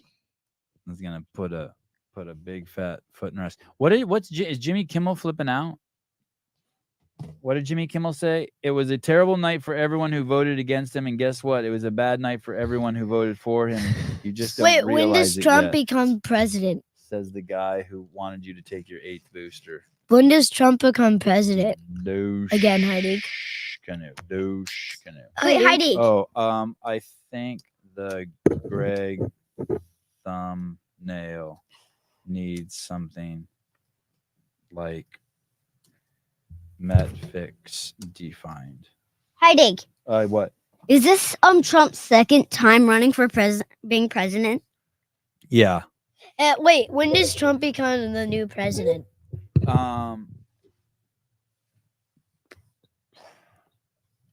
Mom said it was January 20th. I think that's right. Joe Biden spoke today. He sounded really good. Can we hear? I already watched it. I already played it on the show. He spoke for like 10 minutes live. He did really good. He didn't sound like a bumbling idiot. He sounded great. There's a video of. Oh, is there? there's a funny Oh, there video. was a thing on Mom's Excuse me. phone. There was like, it was like. I'm gonna take Mom's phone away from know her. how I'm gonna take Mom's phone away from Okay, her. do can't. it. Try. She Try. could kick your butt. Yeah, sure. But she Sure, could kick your sure. butt, Heidi. She could kick your butt. She's way stronger with you. I know you wrestled with her. She could kick your little, tiny, pathetic butt. I'm gonna take her phone away from her. Okay, go ahead. There was, you know how there's like jump around? It was saying Trump around. It was really funny. Oh, there's and this. it said Trump up and Kamala's going down. It was so funny. Oh, and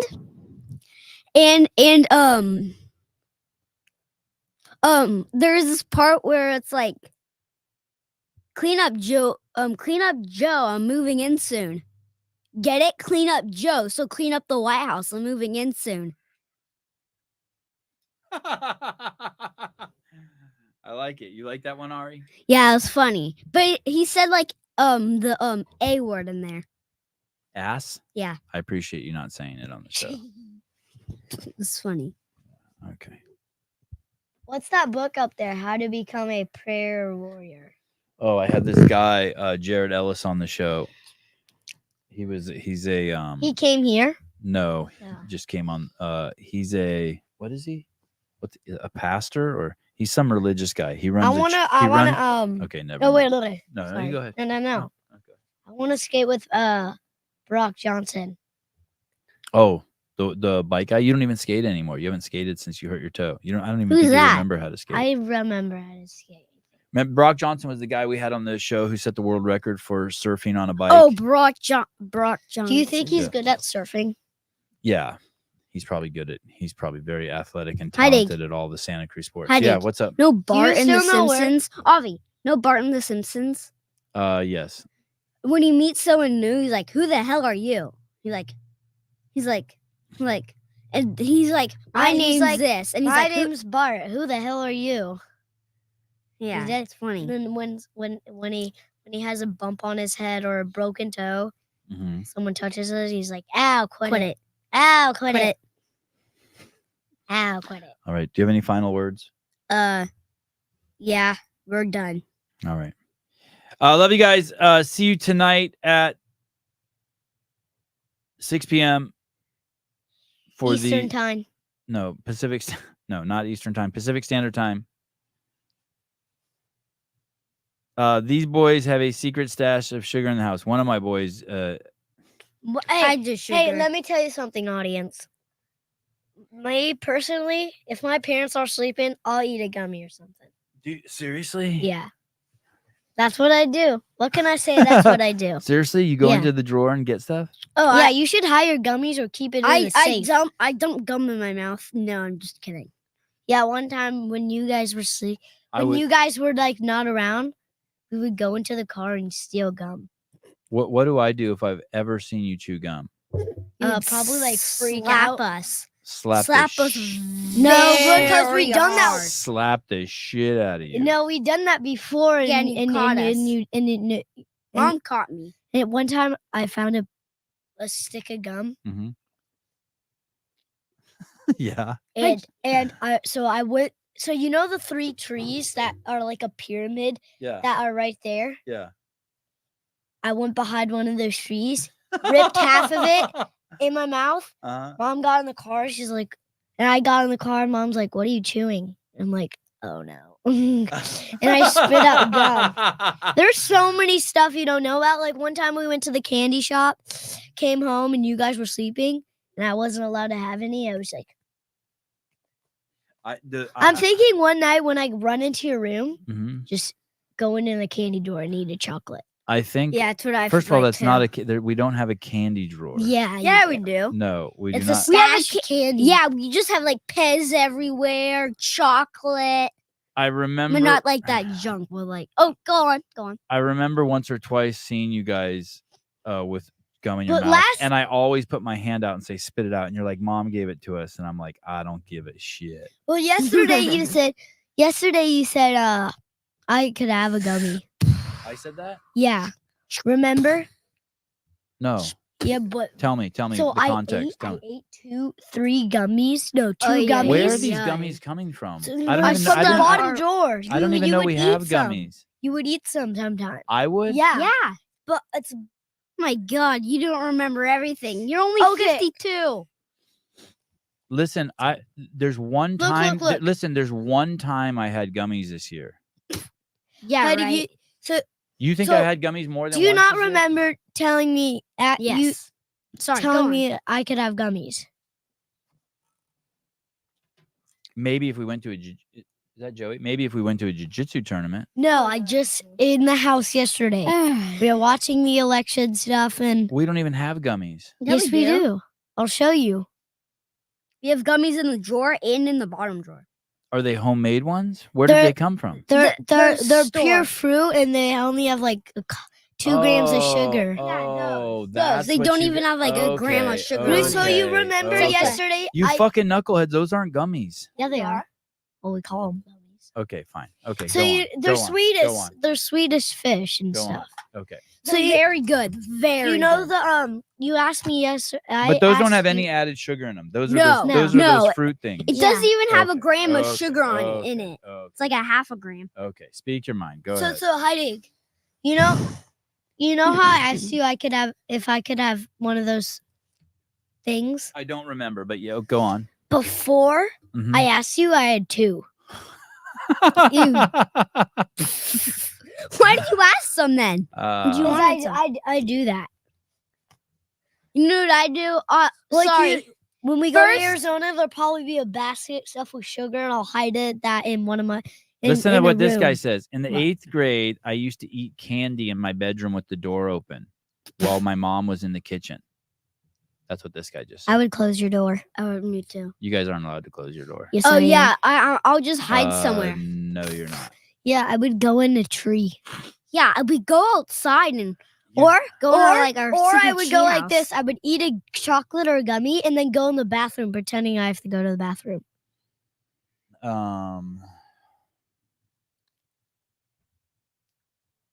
Oh, I've done that before. I'm like, Mom, I gotta go to the bathroom, and I open a piece of gum.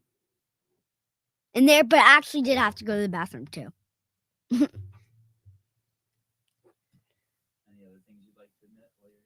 I can't hear you. No. Anything else you'd like to admit? Do you guys ever play with my knives? I play with my knives. That knife is sharp. Can I see? No more gummies. Okay. Wait, What's Heidi, that what's knife? the case for? Is that like to hook onto your belt? Yeah, and because if you push this thing and it comes out in your pocket, you're fucked. It doesn't have anything. Some of these knives, they get stopped, but this one doesn't get stopped. What about that thing? Oh shit. Oh wow. See that? That knife doesn't get stopped. Wait, what about that thing, the case? So That won't do it? You have to, the case will stop it. Oh, Only the case. Only the case. have you ever tried it in there? You can't even reach the button. Oh, that's smart. Yeah, right. Uplift, Mark Moss. I have a workout for you. Oh, great. Thank you. I have a workout for you too. 100 burpees on the minute, and Taylor would be comprended. How good are my burpees? Are my burpees amazing? Ish. My burpees are savage. Mine are better. How often do I work out? Every day. Every day. Attaboy. Or maybe twice a day. Yeah. Attaboy. Attaboy. Maybe one And in the morning, sometimes one you do like afternoon. 100 push-ups or ride the bike, like 10 calories on the bike, and then do 100 burpees. Attaboy. I know your routine. Me too. What is the workout? Are you going to post it?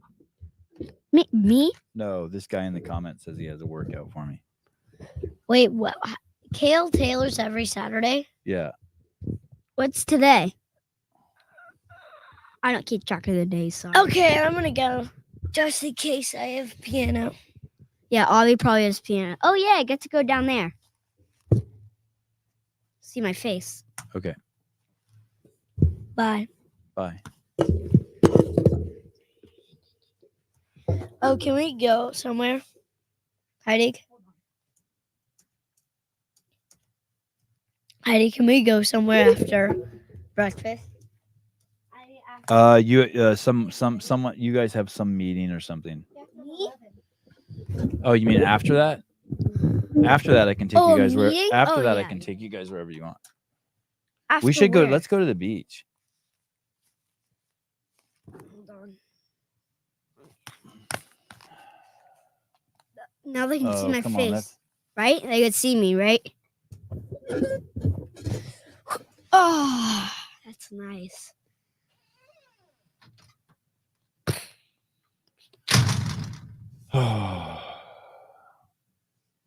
What? It's nice to only have one Matosian in here.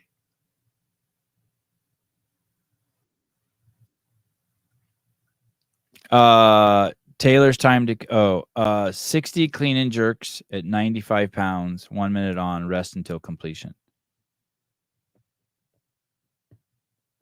Oh, yeah, I would do that. I'd use the women's weight.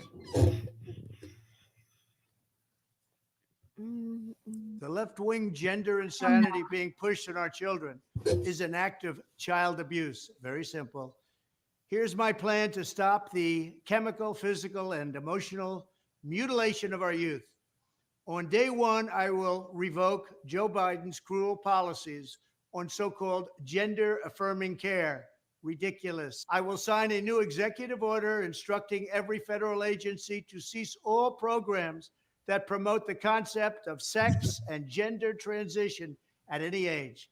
I will then ask Congress to permanently stop federal taxpayer dollars from being used to promote or pay for these procedures and pass a law prohibiting child sexual mutilation in all 50 states. It'll go very quickly. Furthermore, I will support the creation of a private right of action for victims to sue doctors who have unforgivably performed these procedures on minor children. The Wait, Department of Justice will wait. investigate Big Pharma. Wait, what and did the he just big say? hospital What did he just say? creation of a private right of action for 50 states. It'll go very quickly. Furthermore, I will support the creation of a private right of action for victims to sue doctors who have unforgivably performed these procedures on minor children. So if you've chopped the penis off a oh hi.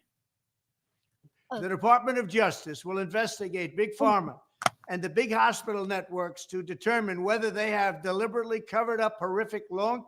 Dear Ben, dear Rad Shoes, this is what fascism looks like, by the way.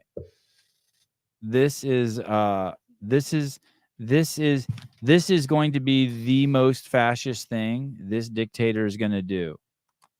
He's going to investigate genital mutilation of children. You're right. If that's your definition of fascism, yes, he's going to do that. Term side effects of sex transitions in order to get rich at the expense of vulnerable patients. He means minors, dude. He means little kids. How are you on the opposite side of that? How is Rad Shoes on the opposite side of that? That's the thing. That was my biggest problem with HWPO and Noble affiliating with people who are okay with hurting children. It's crazy to me. In this case, very vulnerable. I will ask Congress to pass a bill establishing that the only genders recognized by the United States government are male and female, and they are assigned at birth. Under my leadership. More fascism. More fascism. Is he right or wrong? No, he's totally right. This madness will end. Thank you very much. Convince me otherwise. Go ahead. Take a stab at it. Is Israel still going to war? Yeah, they're ass pounding those guys who killed their kids. Really? Yeah. If you kill someone's kid, if you kill someone's kids, you end up taking a serious ass pounding. If someone killed my kid, I would be really mad. Yeah, right? Mm-hmm. Yeah. Right now, I'm different things now. But when the body positivity movement was originally created, it was for things like this. Ilhan Omar on the cover of Sports Illustrated. As based on societal standards and what the media portrays, Ilhan Omar does not have the stereotypical female body, but she is stunning and she absolutely deserves to be celebrated. She isn't promoting unhealthy or unattainable beauty standards. She is not glorifying obesity. She is fit and strong. She is unapologetically herself, and she is such an amazing role model for girls all around the world who look just like her. And I think even more importantly, because this would have meant so much to me as a little girl, she shows that just because you're muscular, just because you're an athlete, just because you run with the boys, does not mean that you can't be feminine. She wears the sundresses. She loves makeup. She loves getting her hair done, and she is a hopeless romantic. I think it means a lot of different things now, but when the body positivity movement was originally... I can't believe we haven't objectified Tia Toomey more. I cannot believe how good her body is. Yeah. Oh, sorry. I'm talking to my friends on the internet. Don't listen, please. Oh, do you want to try one of these holy balls? They're good. Holy balls. Fascism is also another one of the components of fascism is to appreciate the female form. Like if you think chicks are hot.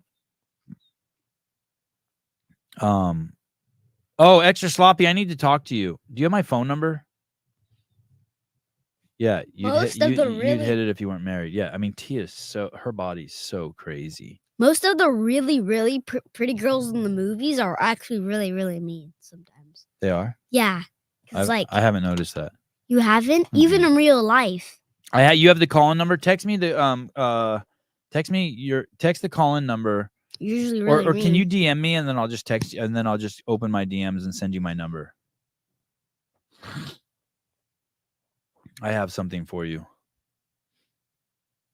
Oh, Hiller messaged you. Okay. Awesome. Okay. That's fine. I mean, you can have my number too, but I'm sure Hiller is going to get it for you, whatever you need. Okay.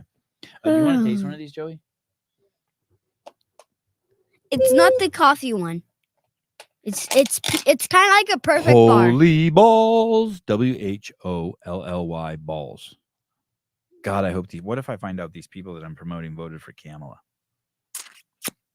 Kamala. We still make And great balls Tampon then. Tim. Tampon Tim. Isn't it kind of mean to make fun of his name? He said, "Don't stop requesting dick pics." You want to take a bite of this? Isn't that kind of mean to make fun of his Don't put name? the whole thing in your who? Holy balls? No, Tampon Tim. It's a little mean. It's a little mean to call him Tampon Tim. The thing is he kind of did. He did it to himself. What? It's like if I saw you picking your nose and eating your boogers, and I called you Booger Ari the booger. It's kind of mean, but you do eat your boogers, so it's like it is. I don't eat my boogers. I'm just saying, if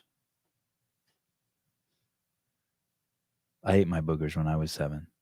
I ate my boogers when I was 3. And when I was 8, I also ate them. Now it seems so gross to me. Like, why did I even? When I was 15, I ate my boogers. I ate my boogers for so long. Still have them.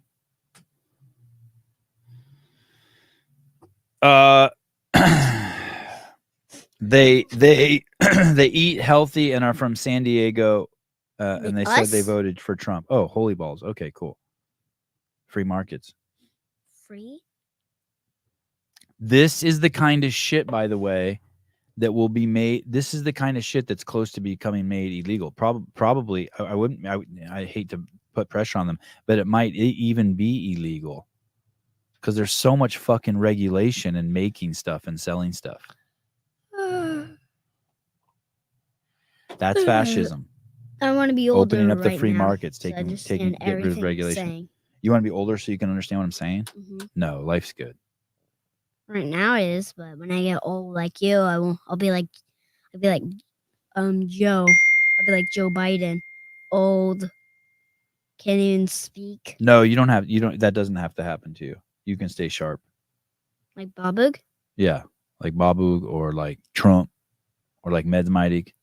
Oh, you guys, you guys want to see? My mom is a savage, dude. She is? Oh my God! Wait till you see this. Is it West Fitness? I saw my wife on my wife. I saw my mom on Instagram the other day. Look at this shit, guys. This shit is crazy. This is the CrossFit gym my mom goes to. This is gym's owned by Daniel J. Really cool dude. Everyone in Santa Cruz knows who he is. Anyway, this is my mom. Why do I come to West Health? Because it makes me happy. I feel physically and mentally exhilarated every time I leave after a workout. So there's some mornings when I don't feel like working out. I think just go because you're going to feel so much better. And I walk out of here feeling happy. Happy is the best word to use. Why do I come to West Health? I think my mom's 80. She is 80? Mm-hmm. It's crazy, right? But she's not really good at burpees. She's not good at burpees? No, but it doesn't care. That doesn't matter. How good are my burpees? Do you think your burpees are better than my burpees? No. Okay. That's definitely true, but I can do burpees faster than you. Are Avi's burpees better than my burpees? Yeah, his burpees are better than my burpees. I don't know when that happened. Well, he's younger and he's fitter. But you're not young. fitter, but he's fitter. He's fitter than I am. Well, he's gonna be fitter than you. You're fitter than I am too, but my No. burpees are better. No, you don't think so? I think you are way fitter. Not fitter, but like more active than you are. Way more active. All right, fine. All right. Have you guys done your Fair. piano lessons? I did it. Joey did it.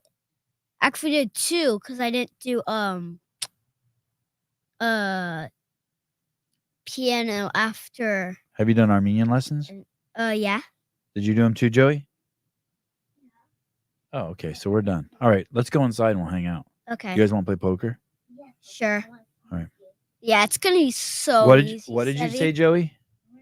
He said he wants to smoke you. Okay. All right. Poker it is. I believe West Fitness also recently affiliated. Yeah, they're pretty spun up in the woke shit. Hey, as I Sevy. recall. What? If I go broke, I'm on your team, okay? That's fine. And maybe I'll just quit and then next round I'll jump in the game. I'm kind of like free today. I might do jujitsu today because I didn't do it yesterday. To make up for yesterday. You're taking us to swimming. I'm taking you to swimming. No, we're not going to swim. Oh, if we go to jujitsu, we're going to swimming. I have a podcast at 6:00 tonight. Oh. I think we gotta go. I think we gotta go to tennis. No. I think we gotta go to jujitsu. All right. No James Sprague. I thought maybe I could get him to come on. All right, guys. Love you guys. Thanks for hanging out. Bye. The show is actually really over now. Bye-bye.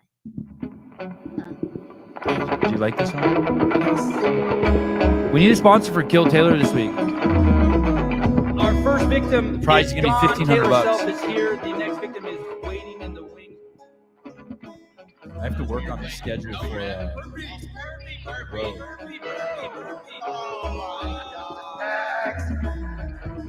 It's this. It's blind, relentless, constant pursuit of excellence. That's what it is.